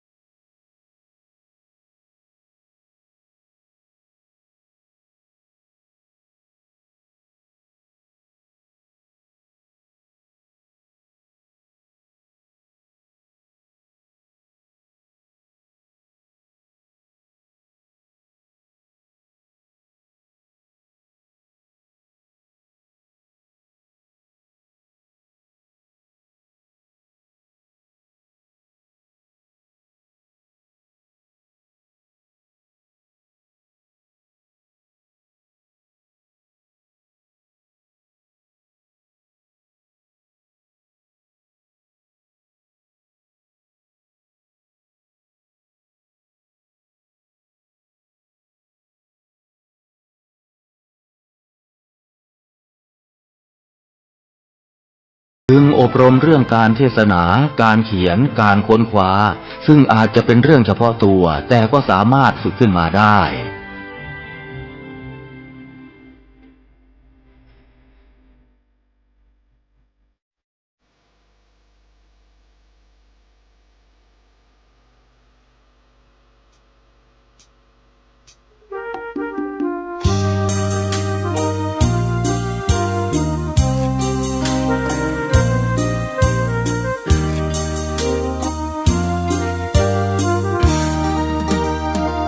กราบเท้าคุณพ่อ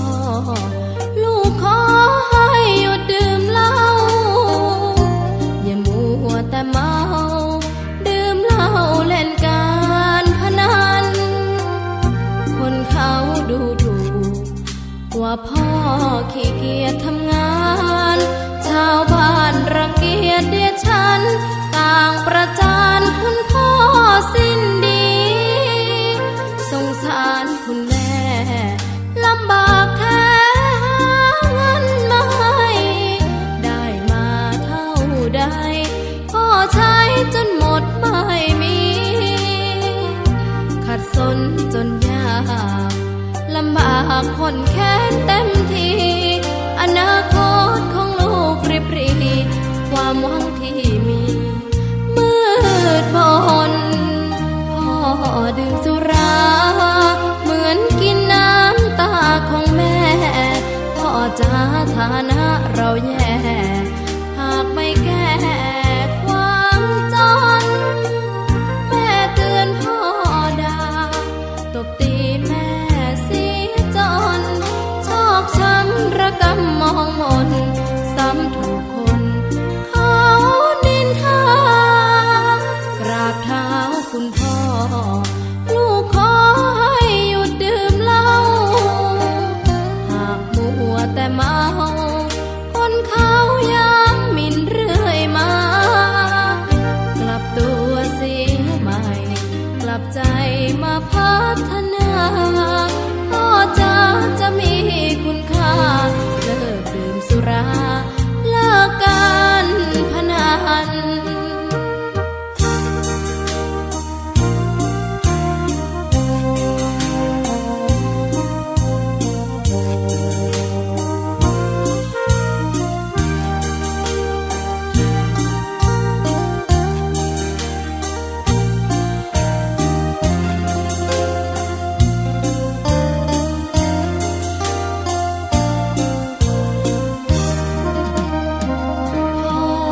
ดื่มสุราเหมือนกินน้ำตาของแม่ เราแย่หากไม่แก้ความจนแม่เตือนพ่อด่าตบตีแม่เสียจนโชคช้ำระกำมองมนซ้ำถูกคนเขานินทากราบเท้าคุณพ่อลูกขอให้หยุดดื่มเหล้าหากมัวแต่เมาคนเขายังหมิ่นเรื่อยมากลับตัวเสียใหม่กลับใจมาพัฒนาก็จะมีคุณค่าเลิกดื่มสุราเลิกการพนัน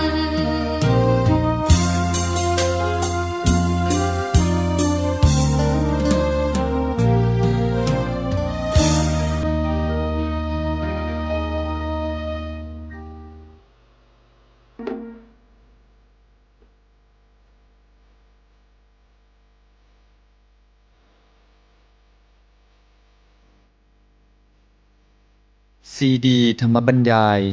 ชุด ธรรมมีลำดับ พุทธศักราช 2551 โดย พระพรหมคุณาภรณ์ ปอประยุตโต วัดยานเวศกวัน ตำบลบางกระทึก อำเภอสามพราน จังหวัดนครปฐม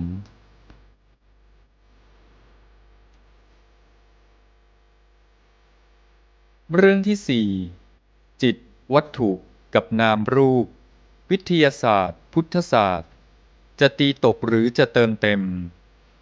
พูดคุยกับพระนวกะเมื่อวันที่ 22 พฤษภาคม พุทธศักราช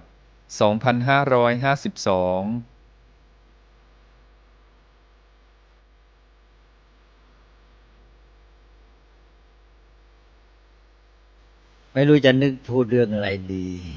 เอาว่าท่านอยากรู้เรื่องอะไร ก็เป็นแบบคุยกันเนี่ยอะไรก็ได้นึกอะไรขึ้นมาก็คุยกันถามกัน องค์เก่าก็ได้องค์ใหม่ก็ได้นะก็ขอกราบเรียนถามท่านพระเดชพระคุณอาจารย์ครับ คือถ้าในทางการแพทย์นะครับเขาจะถือว่าจิตเนี่ยเป็นการทำงานจากสมอง ก็เลยอยากทราบว่าทางพระพุทธศาสนาเนี่ยจะอธิบายเรื่องจิตยังไงครับโอ้ก็ถามเรื่องใหญ่เลยนะ เรื่องหนักมันก็เรื่องสำคัญเลยเป็นเรื่องที่เป็นนามธรรมลึกซึ้งแล้วก็เป็นตัวที่มาทำงานในการที่เรามาพูดตอบกันนี้ด้วย เราจะตอบเรื่องจิตเราก็เอาจิตนี่แหละมาใช้งานใช่ไหมจิตก็เป็นเรื่องของส่วนสำคัญของชีวิตถ้าว่าตามหลักพุทธศาสนาแบบว่าเอาตัวหลักพื้นฐานนะอย่างที่เราบอกว่าธรรมชาติเนี่ยมันก็มีเข้ามาอยู่ตามธรรมดาท่านเรียกว่าธรรมนะสิ่งทั้งหลายที่มีอยู่ตามธรรมดานี่ธรรมเนี่ยที่คนทั่วไปรู้จักก็เรียกว่ารูปธรรมรูปธรรมก็พวกวัตถุอะไรต่างๆพวกนี้พร้อมทั้งความเคลื่อนไหวความเป็นไปเข้ามาเนี่ยเรียกว่ารูปธรรมเป็นรูปพูดสั้นๆทีนี้พุทธศาสนาบอกว่ามันไม่ใช่มีแค่รูปมันมีนามด้วยก็เลยเป็นรูปนามถ้าพูดยาวก็แปลว่าธรรมมีสองคือรูปธรรมกับนามธรรมนี่ถ้าพูดให้สั้นลงไปก็เหลือรูปกับนามและชีวิตของคนเราเนี่ยก็ประกอบด้วยรูปกับนามเวลาเราพูดถึงคนสั้นๆเราก็เรียกนามรูปกลับกันซะนี่รูปกับนามนั่นแหละเวลาเอามารวมกันเราเรียกว่านามรูปถ้าชีวิตเรานี่ตอบสั้นที่สุดก็นามรูปก็มีแค่ส่วนที่เป็นนามก็ส่วนที่เป็นรูปเนี่ยแล้วถ้าหากว่าจะพูดให้แยกแยะชัดเจนออกไปก็จะไปขยายว่ารูปเนี่ยแยกไปเป็นอะไรบ้างแล้วก็นามแยกเป็นอะไรถ้าแยกอย่างง่ายที่สุดก็แยกนามเป็นสี่เป็นเวทนาสัญญาสังขารวิญญาณอย่างที่เราได้เรียนกันแล้วรูปตอนนี้ยังไม่แยกก็รูปหนึ่งแล้วก็นามสี่ก็เรียกจัดเป็นกองๆเรียกว่า5 กอง 5 ขันธ์ก็เป็นเบญจขันธ์หรือขันธ์5เนี่ยชีวิตเราก็อย่างเนี้ยนี่เราจะเห็นว่าชีวิตมนุษย์หรือที่เรียกว่าชีวิตเนี่ย มันก็ต่างจากพวกวัตถุทั้งหลายที่มีแต่รูปธรรมเพราะมันมีนามธรรมด้วยนี้นามกับรูปเนี่ยเป็นชีวิตของเรานั้นเราไม่ได้มีเฉพาะรูปอย่างเดียวมีนามด้วยสองส่วนประกอบกันทีนี้มันมีปัญหาที่มนุษย์เถียงกันมาว่านามก็คือจิตใจด้านจิตใจเนี่ยมันมีจริงหรือมันเป็นเพียงผลจากรูปพวกนักวิทยาศาสตร์ฝ่ายวัตถุนิยมเนี่ยมักจะถือว่านามจิตใจไม่มีเป็นเพียงผลของรูปถ้าเถียงกันมาอีกพวกหนึ่งถือว่านามจึงเราจะมีจริงไอ้รูปเนี่ยไม่มีรูปเนี่ยปรากฏเพราะมีนามถ้าไม่มีนามไม่มีรูปปรากฏแล้วรูปที่แท้เป็นยังไงก็ไม่รู้นามมันก็บอกเราตามที่มันเนี่ยจิตมันคิดมันเห็นมันรู้มันรับทราบยังไงเนี่ยที่จริงมันเป็นยังไงก็ไม่รู้นะไอ้วัตถุที่เราเห็นเนี่ยมันเป็นอย่างที่เรานี้หรือเปล่านะเราก็ไม่รู้นะเรารู้ไปตามที่เรียกง่ายๆว่าจิตมันบอกนะเพราะนั้นพวกนี้ก็บอกว่าคุณที่จริงรูปสิไม่มีมันมีแต่นามที่เรารู้เรานึกว่ามันมีมันเป็นอย่างนั้นอย่างเงี้ยมันจริงหรือเปล่าก็ไม่รู้จิตมันบอกเท่านั้นเองมันก็เถียงกันมาอย่างเงี้ยนะไม่รู้กี่พันปีแล้วนี่มาวิทยาศาสตร์เนี่ยก็เป็นฝ่ายที่เอาแต่วัตถุมานานมากแล้ววัตถุมุ่งไปที่ว่าจะถือว่าอะไรมีจริงก็ต้องตรวจสอบพิสูจน์สัมผัสได้ด้วยตาหูจมูกลิ้นกายเนี่ยถ้าไม่งั้นแล้วก็ไม่ยอมรับเนี่ยก็ถือกันมาอย่างนี้นะวิทยาศาสตร์ถือกันมานานจนกระทั่งมาถึงเมื่อไม่นานนี่เองขึ้นศตวรรษเนี่ยนักวิทยาศาสตร์ก็เกิดสงสัยขึ้นมาเข้ายุคที่ถือว่าเจริญที่สุดเลยเกิดมีนักวิทยาศาสตร์ที่หัวก้าวหน้าเป็นผู้นำทางด้านฟิสิกส์บอกว่าไอ้ที่วิทยาศาสตร์ได้รู้กันมาเข้าใจกันมาแล้วภูมิใจกันมานักว่าตัวเองเนี่ยเป็นผู้เข้าถึงความจริงที่แท้นะยังไม่ถึงเลยบอกว่าวิทยาศาสตร์จะนำเราให้เข้าถึงความจริงได้แค่เงาของความจริงว่างั้นนี่คือคำตอบของวิทยาศาสตร์ในยุคที่เจริญที่สุดพอเจริญที่สุดแล้วกลับเลยแต่ก่อนที่ภูมิใจอะไรต่ออะไรนี่จะถือว่าเป็นจริงได้ต้องวิทยาศาสตร์ยอมรับนักวิทยาศาสตร์พวกนี้ก็เกิดความสงสัยว่าไอ้ที่ว่าวิทยาศาสตร์บอกเป็นจริงน่ะที่ว่าตรวจสอบได้เห็นด้วยตาได้ยินด้วยหูอะไรต่างๆเนี่ยมันจริงหรือเปล่าไอ้ที่เรามาบอกว่าเป็นอย่างนั้นน่ะมันผ่านจิตเท่านั้นเลยเพราะที่สุดก็ไม่รู้ว่าไอ้ที่จิตที่ไปรู้เนี่ยคืออะไรแล้วถ้าไม่รู้จิตที่เป็นผู้รู้แล้วและไอ้สิ่งที่จิตมันรู้มันบอกเราเนี่ยมันเป็นยังไงแล้วเราจะรู้ว่ามันผิดมันถูกยังไงมันเป็นจริงยังไงอีกคล้ายๆว่าเราไปบอกว่าไอ้สิ่งที่ดูที่เห็นที่ได้ยินเนี่ยเป็นอย่างนั้นอย่างนี้แต่ใครเป็นผู้ดูผู้เห็นผู้ได้ยินและไอ้นั่นมันเป็นยังไงแล้วมันรู้ได้ยังไงมันบอกถูกบอกผิดนักวิทยาศาสตร์ก็กลับมาตั้งต้นใหม่เลยตอนนี้ก็เลยลอยตอนนี้ก็กลายเป็นยุคที่วิทยาศาสตร์เนี่ยกำลังกลับมาสู่การค้นหาความจริงกันอีกครั้งหนึ่งแทบจะเริ่มต้นเลยก็มาถามกันว่าจิตคืออะไรแล้วเดี๋ยวนี้ก็มีนักวิทยาศาสตร์ที่พยายามจะตอบเรื่องจิตแม้แต่ท่านคิดว่าไอ้คอมพิวเตอร์นี่มันจะมีจิตได้ไหมว่างั้นอะไรอย่างเงี้ยนะกลายไปว่าไปมามันวนอยู่นี่เองนักวิทยาศาสตร์ไปมาในที่สุดไปถึงระดับหนึ่งมันก็ไปเป็นนักปรัชญาแต่เป็นนักปรัชญาอีกแบบเขาเรียกว่านักปรัชญาวิทยาศาสตร์ก็หมายความว่ามันไปถึงจุดที่ตัวเองไม่อาจจะรู้ชัดมันก็เลยอยู่ด้วยระดับของการใช้ปัญญา เชิงเหตุผลอะไรต่าง ๆ เหล่านี้ก็ยังเป็นเรื่องที่เรามาอยู่ในโลกปัจจุบันแล้วก็ว่าไปตามความเจริญของโลกที่วิทยาศาสตร์เป็นผู้นำในการที่จะมาตรวจสอบพิสูจน์ความจริงต่างๆแล้ววิทยาศาสตร์ก็บอกทำนองว่าคล้ายๆว่าก็คล้ายๆพระพุทธศาสนาคือไม่ต้องอยู่ด้วยความเชื่อให้พิสูจน์ความจริงแต่ในที่สุดคนที่พูดกันเนี่ยเวลาพูดอันนี้เป็นวิทยาศาสตร์เนี่ยก็คือเชื่อตามวิทยาศาสตร์บอกใช่ไหมเชื่อตามนักวิทยาศาสตร์บอกตัวเองไม่ได้เห็นก็อยู่ได้เชื่ออีกแหละฉะนั้นมันก็เลยไม่ไปไหนพุทธศาสนาก็บอกว่าเชื่อกับรู้ศรัทธาปัญญาเนี่ยมันเป็นตัวที่ว่าอาศัยต่อกันศรัทธานั้นเป็นตัวที่จะชักจูงหรือเป็นตัวนำเป็นตัวเริ่มต้นให้แล้วก็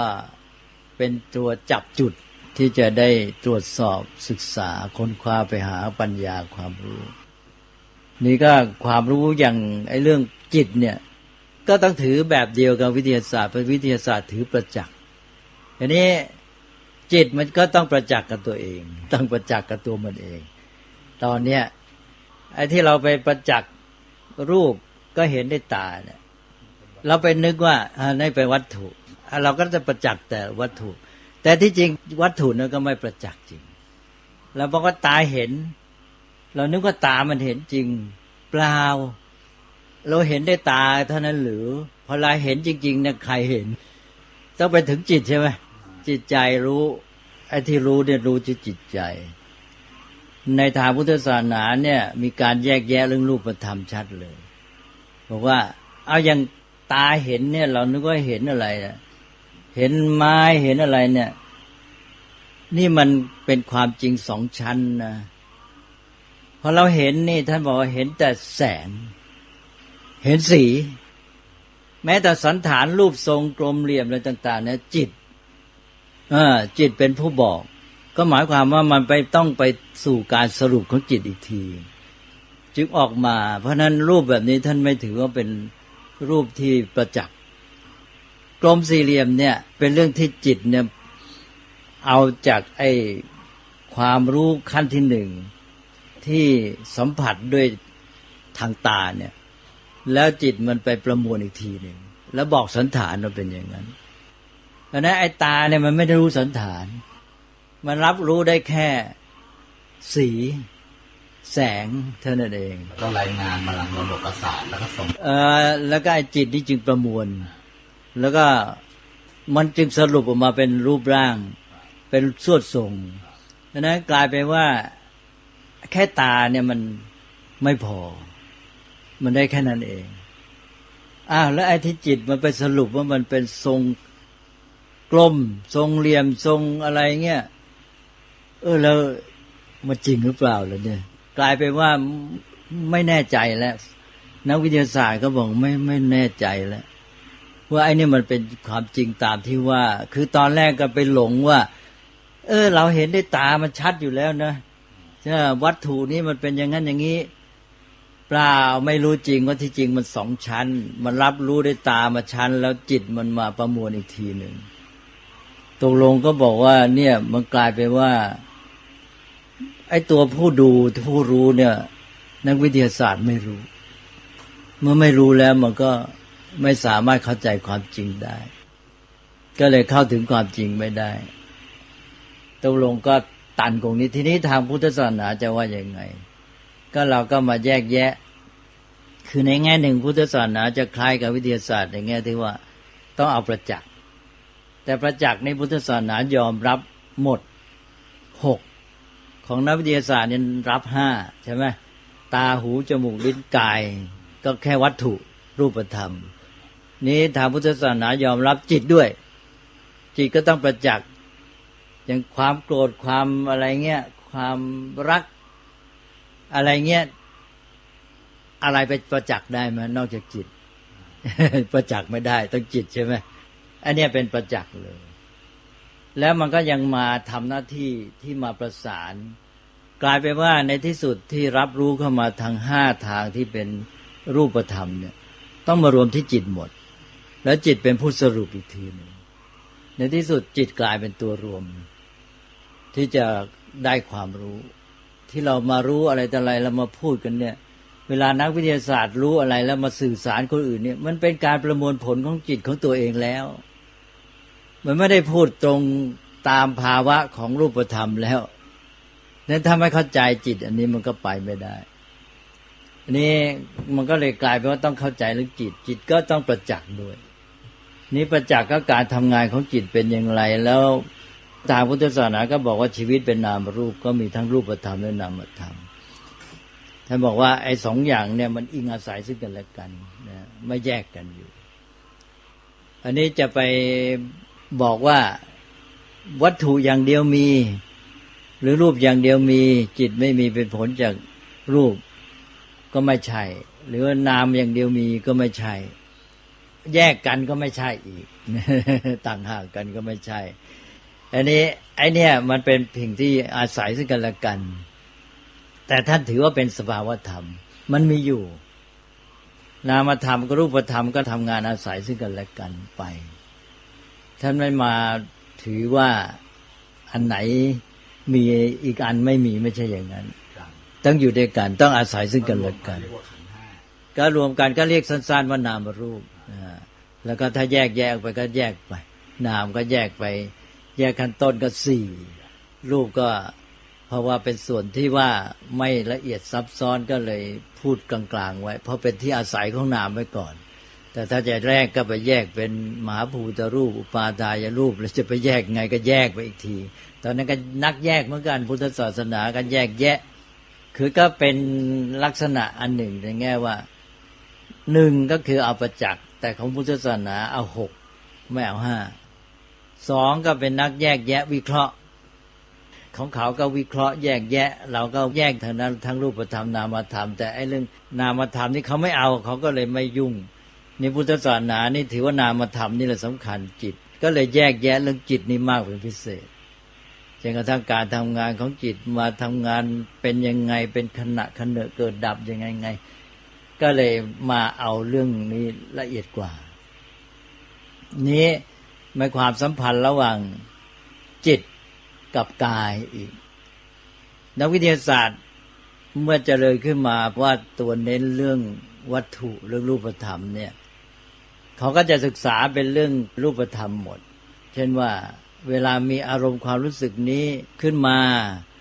มีสารอะไรในสมองหลั่งออกมาเช่นคนมีความสุข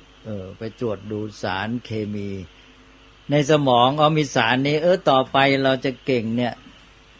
เขาจับได้เลยใช่ไหมว่าเวลามีอารมณ์อย่างนี้แล้วเราต้องการอารมณ์ที่ดีอารมณ์ไม่ดีอันนี้มีสารอย่างนี้อารมณ์ดีอันนี้มีสารอย่างนี้เราก็จับได้แหละอารมณ์อันนี้ดี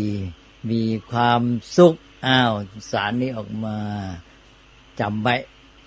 มีความรู้สึกเมตตามีความรักมีสารอะไรหลั่งออกมาอะไรอย่างนี้เป็นต้น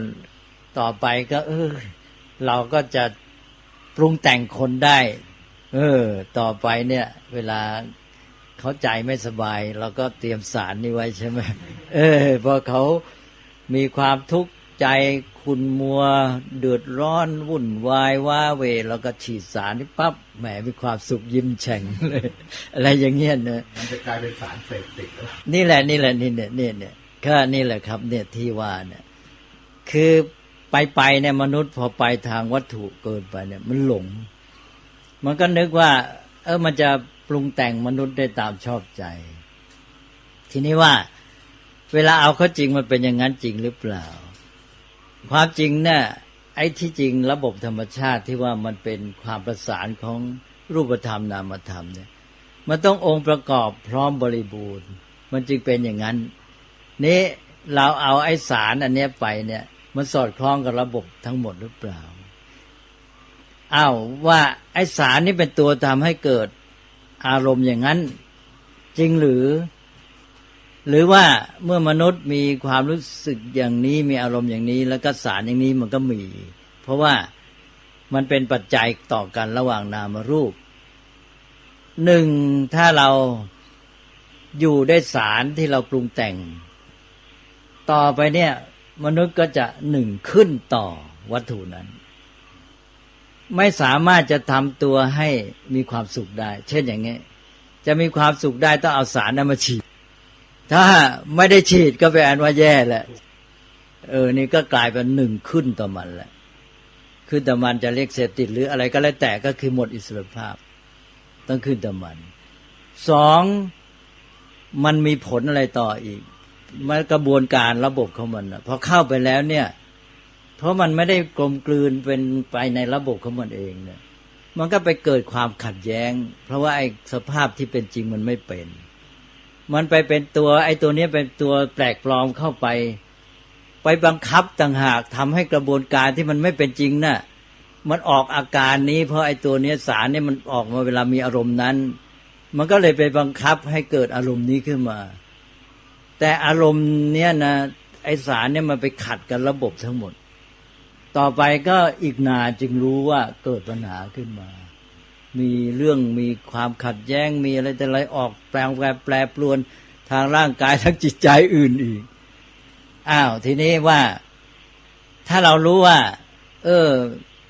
การมีความสุขอย่างเงี้ยดีเราควรจะมีอย่างนี้ท่านบอกว่าเราฝึกตัวได้มนุษย์เนี่ยเป็นสัตว์ที่ฝึกตัวได้เราก็มาฝึกเราจะเรียกว่าฝึกจิตหรืออะไรก็ตามมันก็คือฝึกกระบวนการของชีวิตนั่นเองไอ้วิธีพูดนี่ก็คือว่าที่จริงมันไม่ใช่ฝึกเฉพาะจิตหรอกแต่ว่ามันเป็นจุดเน้นใช่ไหมความจริงเวลาเราฝึกเราไม่ได้ฝึกเฉพาะจิตหรอกมันฝึกทั้งระบบชีวิตเนี่ยกระบวนการที่จะให้เป็นอย่างนั้นแต่จิตเป็นตัวนำหรือเป็นแกนก็ได้หรือเป็นส่วนประกอบสำคัญแล้วก็ฝึกตัวเราตามกระบวนการนั้นซึ่งเราจะเห็นว่าในเวลาฝึกเนี่ยบางทีก็มีวัตถุเข้ามาผสมเยอะเลยเช่นจะให้สติมันเกาะเนี่ยเราต้องอาศัยรูปธรรมอาศัยวัตถุอย่างนี้เป็นต้นทีนี้เราฝึกจิตฝึกแล้วเวลานั้นไอ้ความรู้สึกหรืออารมณ์ที่เราต้องการมันก็เกิดขึ้นมาไอ้สารมันก็มาแหละใช่ไหมมันก็เป็นธรรมดาของมันเพราะสารนั้นเป็นตัวฝ่ายวัตถุที่มันจะได้กลมกลืนกันกับระบบของมันเพราะว่ามันเป็นระบบของรูปกับนามที่มีทั้งกายทั้งจิตกายมันก็จะต้องสอดคล้องเพื่อจะให้จิตที่มันมีความเป็นไปอย่างนี้ดำเนินไปได้มันต้องอาศัยร่างกายนี่เป็นทางเดินของมันเป็นที่ทำงานมันจะเดินไปได้อย่างนั้นมันก็ต้องให้มีสารมีอะไรต่ออะไรกระบวนการของฝ่ายกายนี่มารับมันสอดคล้องมันจึงไปได้ใช่ไหมเพราะฉะนั้นมันก็สอดคล้องอย่างนั้นทีนี้พอเราฝึกได้ชำนาญเมื่อเราต้องการเมื่อไหร่เราก็ทำจิตให้เป็นอย่างนั้นความสุขอย่างนั้นก็เกิดขึ้นได้ระหว่างที่ว่าเวลาต้องการสุขอย่างนี้ก็เอาสารเนี่ยมาฉีดอาการที่ว่าฝึกตัวเองได้ดีแล้วก็นึกอยากจะให้มีอารมณ์นั้นเมื่อไหร่ก็ทำได้เอาอันไหนใช่ไหมเนี่ยทีนี้มนุษย์ไม่รู้หรอกนึกว่าตัวเก่งจะเป็นเจ้าแห่งธรรมชาติต้องการยังไงก็ได้ใช่ไหมก็เลยมาศึกษาที่จริงก็คือไปเอาปรากฏการณ์นั้นมาส่วนหนึ่งแง่หนึ่งแล้วก็เอามาใช้แต่ที่จริงไม่รู้หรอกว่าไอ้กับปรากฏการณ์อันเนี้ยมันเป็นเพียงปัจจัยตัวหนึ่งในกระบวนการนั้นซึ่งอาจจะไปเกิดความขัดแย้งอะไรต่างๆเยอะแยะเพราะนั้นเลยกลายเป็นว่าไอ้กระบวนการวิทยาศาสตร์เนี่ยไม่สมบูรณ์แล้วก็เลยกลายเป็นว่าเกิดปัญหาอะไรต่ออะไรมากมายอันนี้ก็อยากจะให้ฟังหลักอันหนึ่งคือมนุษย์เนี่ยมักจะติดในหลักที่ผิดความเข้าใจที่ผิดอันหนึ่งก็คือมนุษย์เนี่ยคิดเรื่องเหตุผลแม้แต่พวกที่เจริญมากก็เรียกว่าคิดมีเหตุมีผลแล้วเนี่ยคือขั้นเหตุผลแล้วก็ถือว่าเจริญขึ้นเยอะแล้วนะไม่ใช่อยู่แบบเรื่อยเปื่อยเลื่อนลอยคิดเป็นเหตุเป็นผลแต่โดยมากจะมาตกอยู่ในทิฏฐิหรือแนวคิดที่เรียกว่าเหตุเดียวผลเดียวคือจะมองว่าเราต้องการผลอย่างนี้ก็ทำเหตุนี้พอทำเหตุนี้แล้วไอ้ผลนี้ก็จะเกิดขึ้นแล้ววิทยาศาสตร์เนี่ยก็ไปติดในความคิดนี้เป็นหลักใหญ่อยู่แต่ว่าเขาไม่ได้ติดทีเดียวนะเวลาเขาดำเนินการเนี่ยเขาก็รู้เขาเรียกว่าตัวแปรอะไรเป็นต้นเนี่ยแต่ทีนี้ว่าไอ้ตัวความคิดพื้นฐานเนี่ยมันยังไปติดอยู่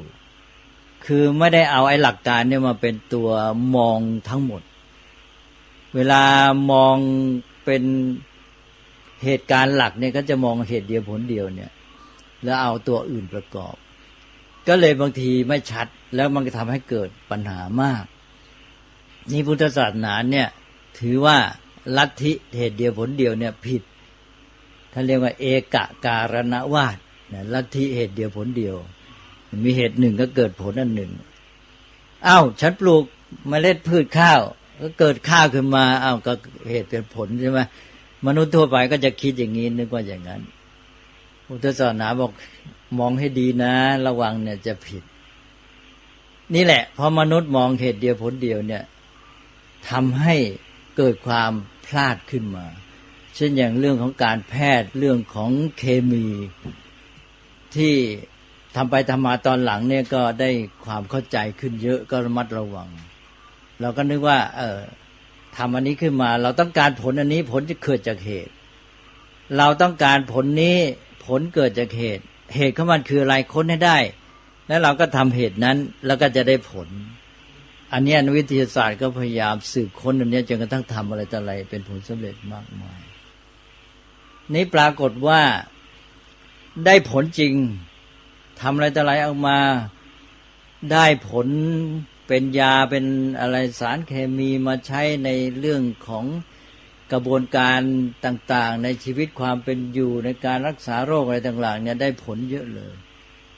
แต่ว่าต่อมาก็เริ่มมีคำว่าผลข้างเคียงเอาละปรากฏว่ามันไม่ใช่แค่นั้นเนี่ยไอ้ผลที่ตัวเองต้องการได้แต่ปรากฏว่ามันมีผลอื่นขึ้นมาด้วยและบางอย่างนี่ร้ายแรงมากทำให้นักวิทยาศาสตร์เริ่มระวังก็มาเลยกลายไปว่ามีผลข้างเคียงมีผลติดตามผลพลอยผลพ่วงอะไรต่างๆเหล่านี้เยอะหมดเลยนี่คือท่านบอกว่าผลหนึ่งก็ไม่ใช่เกิดจากเหตุเดียวแต่เกิดผลหลากหลายจากปัจจัยอันหนึ่งนะผลอันหนึ่งก็จากปัจจัยหลากหลายที่เกิดผลอันหนึ่งเนี่ยปัจจัยมันเยอะแยะเราไปเอาจับที่เหตุตัวเดียวก็อย่างที่ยกตัวอย่างบ่อยๆง่ายๆเช่นท่านจะปลูกมะม่วงเนี่ยเราก็บอกว่าต้นมะม่วงเป็นผลแล้วอะไรเป็นเหตุเราก็นึกว่าเม็ดมะม่วงถูกไหมเราก็ว่าต้องมีเม็ดมะม่วงเป็นเหตุก็ถูกก็สิถ้าไม่มีเม็ดมะม่วงหรือว่าไม่มีหน่อไม่มีอะไรเขาเรียกตอนเตือนและตามกระบวนการของมันนะไม่มีเหตุอันนั้นแล้วก็ผลก็เกิดไม่ได้แต่นี้แล้วท่านเอาเม็ดมะม่วงเนี่ยมาแล้วให้มันเกิดเป็นต้นมะม่วงเลยได้ไหมก็ไม่ได้ต้องมีปัจจัยพร้อมต้องว่าท่านเรียกว่าต้องปัจจัยพร้อมก็เอาเม็ดมะม่วงไปปลูกลงในดินมีปุ๋ยมีน้ำมีอุณหภูมิมีอากาศแก๊สอะไรต่างๆเนี่ยพรั่งพร้อมเมื่อปัจจัยพรั่งพร้อมแล้วผลจึงเกิดนี่อย่างเงี้ยอันนี้ก็เอาละในแง่ผลอย่างหนึ่งเกิดจากปัจจัยหลากหลายเนี่ยก็ง่ายแหละพอชี้ก็เห็นเลยในทางกลับกันเนี่ยปัจจัยอันหนึ่งเนี่ยส่งผลหลากหลายตอนนี้แหละที่ว่าเวลาเราต้องการผลอันหนึ่งเนี่ยเราทำเหตุนั้นเราก็มองเฉพาะผลที่เราต้องการเราไม่ได้ดูว่าที่จริงไอ้เหตุหรือปัจจัยที่เราทำนะมันไปส่งผลอื่นอีกเยอะแยะเลยตรงนี้แหละที่มันเป็นปัญหาคือเราเริ่มเรียนรู้ได้ก่อนตรงที่ว่าผลเนี่ยเกิดจากเหตุและมีปัจจัยหลากหลายให้พร้อมอันนี้ได้เรียนรู้ขึ้นมาแล้วก็พยายามทำหาปัจจัยให้พร้อมแต่ว่าไอ้ตอนที่ปัจจัยหนึ่งเนี่ยมันเกิดผลหลากหลายตอนนี้ไม่ค่อยได้มองตอนนี้ก็เริ่มแหละไม่ได้แล้วไปทำเหตุปัจจัยเขาอันหนึ่งเนี่ยไอ้ที่เราต้องการผลอันนั้นน่ะได้จริงแต่มันเกิดอะไรอีกบ้างตีนี้ดิผลข้างเคียงเกิดขึ้นครับผลข้างเคียงไอ้พวกเนี้ยตามไม่ไหวไอ้ตรงนี้แหละครับที่ตามไม่ไหวเนี่ยนักวิทยาศาสตร์จะแยกตรงนี้คือพอต้องการผลอันหนึ่งก็จับเหตุปัจจัยนั้นให้ได้แม้แต่ปัจจัยประกอบอื่นก็เพื่อผลอันนี้เท่านั้นแต่ตัวไม่ได้รู้ว่าไอ้ที่ไปทำเหตุปัจจัยเหล่านั้นนะแต่ละอันละอันมันส่งผลของมันอีกเยอะแยะเลยสมมติว่าเราเอาเหตุปัจจัยมาทำเพื่อให้เกิดผลที่เราต้องการอันเดียวแล้วเราไปทำเหตุปัจจัยตั้ง20เนี่ย และไอ้20นั้นแต่ละอันมันส่งผลต้องเท่าไหร่นี่แหละครับจุดที่จะตันตอนนี้วิทยาศาสตร์ตามไม่ไหวเชื่อไหมท่านเห็นไว้ว่าตามไม่ไหวเลยไอ้ปัจจัย20อันที่ให้เกิดผลที่ตัวต้องการนั้นน่ะมันส่งผลอะไรบ้างเป็นจุดจะเรียกว่าจุดบอดเลยก็ได้ที่จะเป็นปัญหามากทีนี้กระบวนการของธรรมชาติที่มันเป็นของมันน่ะก็คือเหตุปัจจัยมันพรั่งพร้อมของมันใช่ไหมมันจึงเกิดผลอันนั้นแล้วเวลามันส่งผลมันก็ส่งกันไปมันเป็นความสัมพันธ์ของมันในระบบของมันเองมันก็เลยเกิดสมบูรณ์ขึ้นมาทีนี้พอเราทำอย่างนี้มันเกิดไม่สมดุลแล้วเราตามไม่ไหวเนี่ยจะเป็นจุดที่ลำบากกับวิทยาศาสตร์มากแล้วจะทำไงตามไหวล่ะใช่ไหมนี่แหละครับก็มันก็ตอนนี้ก็เกิดภาวะเยอะแยะเลยครับส่งผลมาถึงภาวะโลกร้อน นี่แหละตัวอย่างนะนี่ก็คือการที่วิทยาศาสตร์ภูมิใจแล้วนึกไม่ถึงตอนมาถึงตอนหนึ่งจึงเริ่มอะไรกันเนี่ยวุ่นวายหมดแล้วตัวจะแย่แล้วสิตอนนี้ก็เลยสำนึกขึ้นมาแล้วทีนี้ก็พอเกิดอย่างนี้หนึ่งทางนักปราชญ์ทางวิทยาศาสตร์เองก็เกิดพูดขึ้นมาอย่างนี้สองก็ปรากฏการณ์ที่เป็นผลจากความเจริญวิทยาศาสตร์เทคโนโลยีทำขึ้นมาแล้วมันมีผลข้างเคียงผลพลอยที่ไม่ดีขึ้นมามนุษย์เริ่มเกิดความไม่ไว้วางใจวิทยาศาสตร์ก็เลยวิทยาศาสตร์จึงเริ่มเสื่อมความนิยมทีนี้มนุษย์เนี่ยมันเสียอย่างสุดโต่งพอว่าเสื่อมความนิยมวิทยาศาสตร์ก็หันไปหาไสยศาสตร์อีกก็เลยกลายเป็นคนไม่เอาเหตุเอาผลเลยอีกอย่างนี้เรียกว่าสุดโต่งนั้นท่านให้สำนึกให้มีสติระมัดระวังคืออย่างน้อยเราก็เตือนใจตัวเองว่าอย่าประมาทนะว่าเรารู้หมดนักวิทยาศาสตร์นึกว่าตัวรู้พอแล้วไปทำอย่างนั้นเข้านั้นท่านจึงให้ไม่ประมาททำอะไรต้องคำนึงถึงเหตุปัจจัยให้รอบที่สุดถ้าแม้จำเป็นต้องทำทำแต่ว่าไม่ประมาทนะต้องรู้ว่าที่เรารู้เนี่ยอาจจะยังไม่พอต้องศึกษากันอันนี้อย่างเนี้ยก็เรื่องจิตเรื่องวัตถุเนี่ยท่านไม่ให้ไปบอกว่าเป็นของตายตัวอย่างนั้นสภาวธรรมมันก็ไม่ได้เป็นอย่างที่เรานึกเป็นขาวเป็นดำเป็นแดงอะไรไปเนี่ยเป็นอย่างนั้นอย่างนี้ไปตายตัวถ้าเรียกว่าสภาวธรรมมันก็มีอยู่ของมันตามธรรมชาติแต่มันไม่ได้มีอยู่เป็นเด็ดขาดโดดเดี่ยวต่างหากจากกันมันมีอยู่ในระบบความสัมพันธ์เนี่ยมันสัมพันธ์กันแล้วเมื่อกี้ท่านถามอะไรตอบหรือยังเนี่ยก็ตอบไปแล้วครับตอบแล้วนะถ้าตอบก็ใช้ได้โมทนาก็ลองถามกันดูคุยกันไปเรื่อยๆเนี่ยมนุษย์จะต้องพยายามช่วยกันอีกเยอะก็เป็นเรื่องที่ละเอียดมากเรื่องนามธรรมตอนนี้นักวิทยาศาสตร์ก็มาสนใจเรื่องนามธรรมเนี่ยมากเพราะว่ามันเป็นส่วนที่ละเอียดมากแล้วมันกลายเป็นว่าตัวเองที่ไปศึกษาที่เรียกว่าไปค้นคว้าวิทยาศาสตร์น่ะไอ้ตัวเองที่เป็นส่วนสำคัญเนี่ยมันไปอยู่ที่จิตซะแล้วก็กลายเป็นส่วนที่ตัวเองเนี่ยเข้าใจน้อยที่สุดแล้วเมื่อไม่เข้าใจเราก็ไม่รู้สิ่งที่มันเข้าใจด้วยว่าไอ้ที่มันเข้าใจนะมันถูกหรือผิดตกลงเนี่ยเลยกลายเป็นว่าเหมือนกับนักปรัชญาในยุคต้นน่ะพวกนั้นก็เถียงกันแยกเป็นสองพวกพวกหนึ่งว่าจิตมีจริงอีกพวกหนึ่งว่าวัตถุมีจริงจิตไม่มีอะไรเนี่ยตั้งแต่ยุคนั้นก็แสดงว่านักปราชญ์ท่านก็เก่งแต่ก็เถียงกันไปแบบว่ามักจะไปสุดโต่งอย่างพวกที่ว่าจิตเท่านั้นมีจริงก็บอกอย่างเนี้ยบอกว่าวัตถุที่เราเห็นเรารับรู้ได้ยินเนี่ยมันมีจริงหรือเปล่ามันรู้จักจิตบอกเราแล้วมันบอกยังไงแล้วก็เชื่อไปตามนั้นคนตาบอดมาก็รู้จักไม้จากหูถูกไหมฮะจริงไหมจริงไม้เป็นยังไงก็เคาะพอเคาะได้ยินไม้ไม้คืออย่างนี้แล้วไม้ในความเข้าใจของคนตาบอดเนี่ยเป็นยังไงครับก็แข็งก็เสียงป๊อกๆกันเลยนั่นคือไม้ใช่ไหมนั่นคือไม้นะทีนี้ถ้าเราไม่มีตาไม่มีหูก็มีแต่ลิ้นรับรส อ้าวอยากจะรู้ไม้เป็นยังไงเอาลิ้นไปลิ้มดูแล้วพวกลิ้นนี่ก็เก่งนะครับ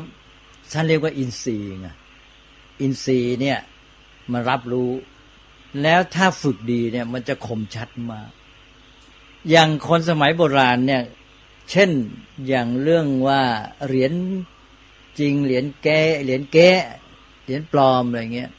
คนสมัยโบราณเขาก็เก่งกันนะพวกเนี้ย1 คลำบางทีไม่ต้องเห็นเลยใช่ไหมบางทีเห็นก็ช่วยให้รู้แหละบางคนนี่ไม่ต้องเห็นคลำรู้เลยใช่ไหมบางคนนี่ลิ้นสัมผัสแตะรู้เลยมันแยกวัตถุโลหะชนิดต่างๆได้เนี่ยประสาทสัมผัสของมนุษย์แต่ละอย่างเนี่ยมันฝึกได้มีความคมชัดอย่างง่ายๆอย่างตาเราเนี่ยนะก็คมชัดไม่เท่ากันอย่างชาวเขาอยู่มาเขาไม่มีวิทยาศาสตร์บางทีเก่งกับพวกในเมืองอีกพอเห็นแดดอย่างนี้แบบวันเนี้ยจะมีฝนหนักแดดอย่างนี้สีอย่างนี้ดูออกนะในตา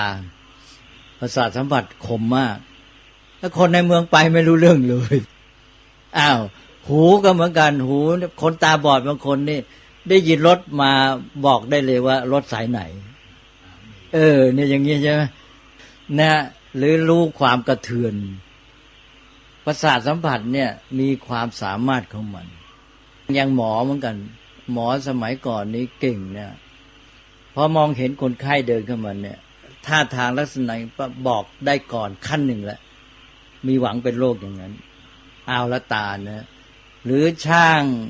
เครื่องยนต์เก่งๆเนี่ยลองเปิดเครื่องดูสิมันเสียอะไรพอได้ยินเนี่ยบางทีถ้าจะบอกได้เลยว่าเสียที่ไหนเนี่ยคือประสาทสัมผัสของมนุษย์ความคมของอินทรีย์นี่มนุษย์ถ้าไม่ฝึกเนี่ยอินทรีย์พวกนี้ก็จะด้านจะหยาบอย่างหมอปัจจุบันเนี่ยถ้าไม่ได้ฝึกในการที่ตรวจคนไข้อะไรต่ออะไรมากเนี่ยนะพอคนไข้มาก็สั่งเข้าเครื่องเข้าเครื่องตรวจให้หมด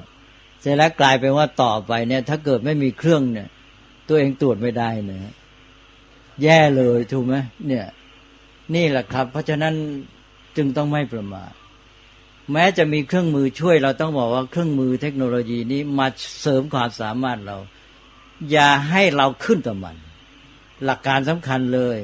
นี่มนุษย์สมัยเนี้ยไม่ฝึกอินทรีย์กลายเป็นว่าไปมาขึ้นต่อเทคโนโลยีพอไม่มีเทคโนโลยีอยู่ไม่ได้หมดเลยทำอะไรไม่ได้เลยเป็นมากแล้วนะเดี๋ยวนี้ตั้งแต่เครื่องคิดเลขสมัยก่อนนี่พอเข้าเรียนประถมต้องท่องสูตรคูณมีเลขคิดในใจถูกไหมสมัยก่อนมีวิชาเลขคิดในใจต้องคิดเลขในใจกันให้เก่งเลยเดี๋ยวนี้คิดไม่ออกแล้วรุ่นผมนี่ยังได้เรียนพวกนี้อยู่ครับใช่ไหมแล้วก็เครื่องคิดเลขก็ยังไม่ให้ใช้แล้วเดี๋ยวนี้เป็นไงเดี๋ยวนี้ก็พกเข้าไปห้องสอบเลยครับรุ่นผมยังได้ใช้สไลด์รูอยู่ครับเนี่ยบางทีบางคนเด็กๆสมัยนี้หรือคนขายของเนี่ยไม่มีเครื่องคิดเลขคิดไม่ออกฉะนั้นอินทรีย์คมชัดเนี่ยสำคัญนะครับอย่าไปประมาทถ้าฝึกไว้ได้ดีที่สุดแล้วมนุษย์จะมีความเป็นตัวของตัวเองยังมีอิสรภาพแล้วให้เทคโนโลยีมาเป็นเครื่องเสริมอย่ากลายเป็นว่าพอมีมันแล้วเราหมดอิสรภาพแล้วต้องขึ้นต่อมันอันนี้อย่างหมอที่ว่าตาดูรู้บางทีสัมผัสแปะนิดรู้เป็นโรคอะไรใช่ไหมเนี่ยเรื่องความคมชัดของอินทรีย์เนี่ยสำคัญมากนี่อินทรีย์เหล่านี้มันก็เป็นเรื่องที่ว่ามันมาช่วยให้ชีวิตเราเข้าถึงไอ้ความรู้ความเข้าใจต่างๆเหล่านี้เมื่อกี้ผมจะตอบเรื่องอะไรเลยพูดเรื่อยเปื่อยมาเรื่องความคมชัดของอินทรีย์แล้วช่วยทวนคำถามอีกทีไม่ใช่เมื่อกี้มาเรื่องอะไรแล้วอันนั้นไปขั้นหนึ่งแล้วเมื่อกี้ว่าจะพูดตอบอะไรนะใครถามอีกหรือเปล่าก็คุณหลวงพ่ออธิบายเลยพูดเรื่อยไปเนี่ยสมองชักจะแย่แล้วเนี่ยอินทรีย์ชักจะเสื่อมเนี่ยก็นี่แหละครับเพราะอินทรีย์เนี่ยสำคัญนั้นอินทรีย์มันก็ทำงานของมันเราต้องฝึกให้ดี แล้วการเข้าถึงความจริงก็อาศัยอินทรีย์เหล่านี้ที่จะรับรู้เมื่อกี้เนี่ยต้องการจะมาถึงบทสรุปอันหนึ่งแล้วก็เลยลืมไปเลยคืออธิบายเรื่องความคมชัดของอินทรีย์เนี่ยเพื่อจะมาตอบอันเนี้ยเลยลืมไปเลยว่าตัวประเด็นที่ต้องการคืออะไร เดี๋ยวพูดไปเพลินเดี๋ยวคุยกันไปบางทีนึกออกเองอะไรนิมนต์มีอะไรก็ถามก็งั้นแสดงว่าไม่ว่าจิตจะคืออะไรแต่ว่าทางที่ดีสิ่งที่เราควรจะสนใจก็คือจะทำยังไงให้จิตกับรูปเนี่ยทำงานให้มันสอดคล้องกันให้ออกเกิดผลเป็นประโยชน์มากที่สุดแล้วก็ฝึกมันไปแล้วต่อไปเนี่ยมันจะเกิดความรู้ประจักษ์แม้จะจิตเองก็ต้องฝึกให้มันเกิดความรู้เข้าใจอย่างเราจะรู้จิตก็ต้องรู้ด้วยจิตรู้สภาวะของมันเนี่ยบางคนก็ไม่รู้เพราะไม่เคยได้ดูตัวเองดูจิตดูใจของตัวเองนะมีสิ่งที่พระท่านเรียกเจตสิกสิ่งที่ประกอบกับจิตความรู้สึกอะไรต่างๆเหล่านี้มันเกิดขึ้นมันเป็นไปยังไงพระพุทธเจ้าก่อนที่จะตรัสรู้พระองค์ก็เล่าถึงพระองค์ก่อนตรัสรู้ไว้พระองค์เนี่ยมีความรู้สึกอันนี้เกิดขึ้นพระองค์ก็ตามดูมันว่ามันเกิดขึ้นยังไงมันเป็นไปยังไงมันดับไปยังไงจนกระทั่งพระองค์เนี่ยก็เข้าใจจิตของพระองค์จากการรู้เนี่ยตามดูมันไปเกิดขึ้นตั้งอยู่ดับไปยังไงในการเกิดขึ้นตั้งอยู่ดับไปก็คือกระบวนการเป็นไปของมันเป็นไปยังไงแล้วมันก็ส่งผลเป็นปัจจัยต่อกันอย่างที่ว่ามันเป็นความสัมพันธ์กันมนุษย์จะไม่ได้เข้าใจความจริงเฉพาะศึกษาสิ่งนั้นหรอกมันเข้าใจจากรู้ความสัมพันธ์กับส่วนอื่นๆด้วยปัจจัยทั้งหลายอื่นๆมันมาสัมพันธ์กันหมดอันนี้มาดูจิตของตัวเองเห็นความเกิดดับอะไรต่างๆมันก็จะเข้าใจส่วนนามและส่วนนามมันก็ไปโยงกับส่วนรูปแล้วมันจึงจะค่อยๆเรียกว่าประจักษ์ความจริงขึ้นไปประจักษ์จากการที่ก็ดูจากสภาวะที่มันเป็นไปแต่ละขณะพอเราจะรู้เข้าใจก็คือขณะนั้นพอต่อจากนั้นแล้วมันก็เป็นอดีตมันก็เป็นสัญญาเป็นสิ่งที่จำไว้ก็ระลึกขึ้นมามันก็เป็นภาพแหละมันไม่ใช่ของจริงแล้วใช่ไหมพอมันผ่านขณะนั้นไปเนี่ยมันก็เป็นสิ่งที่เก็บไว้ในความทรงจำระลึกขึ้นมามันก็เป็นภาพถ้าเราจะดูของจริงก็ต้องดูที่มันกำลังเกิดขึ้นตั้งดับไปก็เลยในที่สุดพระท่านก็สอนว่าให้ดูความจริงจากความจริงความจริงจากความจริงไงก็คือขณะที่มันกำลังเป็นอยู่เนี่ยเพราะว่ามันผ่านไปขณะหนึ่งแล้วมันเป็นสัญญาไปแล้วมันเป็นความจำไปแล้วมันเป็นอดีตไปแล้วมันเป็นภาพไปแล้วนี่มนุษย์ก็ไปศึกษาจากภาพเนี่ยส่วนมากก็ต้องยอมรับว่านั่นคือยังไม่ใช่ของจริงแท้เราก็เลยต้องมาศึกษาทุกขณะท่านบอกว่ารูปเกิดดับขณะหนึ่งเนี่ยจิตเกิดดับ17ขณะหมายความว่าจิตมันมีความเกิดดับหรือมีความเป็นไปเนี่ยรวดเร็วมากรูปธรรมมันก็เร็วอยู่แล้วนะ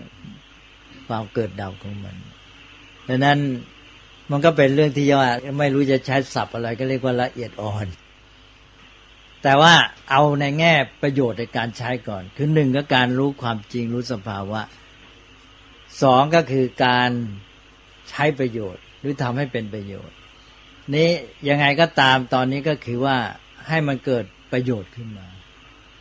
จากการที่เราฝึกเราศึกษามันก็เกิดประโยชน์ในการที่เกิดประโยชน์ต่างๆนอกจากประโยชน์หยาบๆที่มาใช้ในชีวิตประจำวันก็คือประโยชน์กับตัวชีวิตเองก็คือในขณะที่เราทำประโยชน์เหล่านี้เราก็ฝึกรูปธรรมนามธรรมของเราไปตัวชีวิตเองรูปธรรมนามธรรมก็พัฒนาขึ้นไปมันก็มีความชำนาญมีความสามารถเพิ่มขึ้นมีอะไรไหมครับมีอะไรคุยกันมันก็วิวร่างกายไม่ค่อยทนทานยังไม่มีคำถามอะไรก็วันนี้ก็เอาคุยกันเท่านี้ก่อน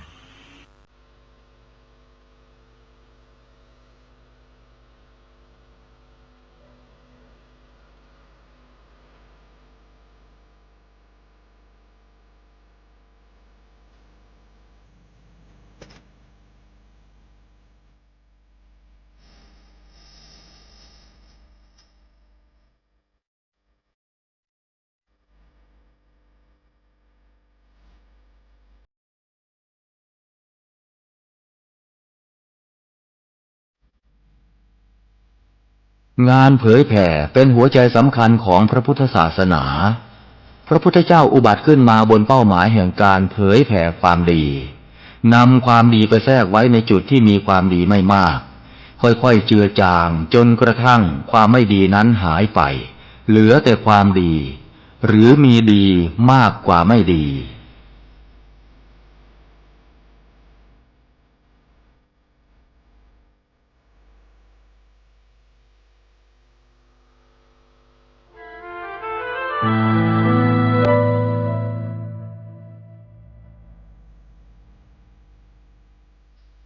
นักเผยแผ่จึงเปรียบเสมือนหมอที่วินิจฉัยโรค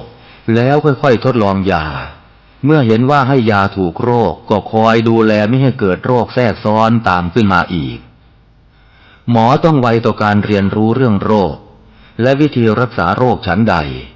พระสงฆ์ซึ่งเป็นเสมือนจิตแพทย์ของสังคมก็ไวต่อการเปลี่ยนแปลงของโลกและวิธีบำบัดโรคที่มากับโลกฉันนั้น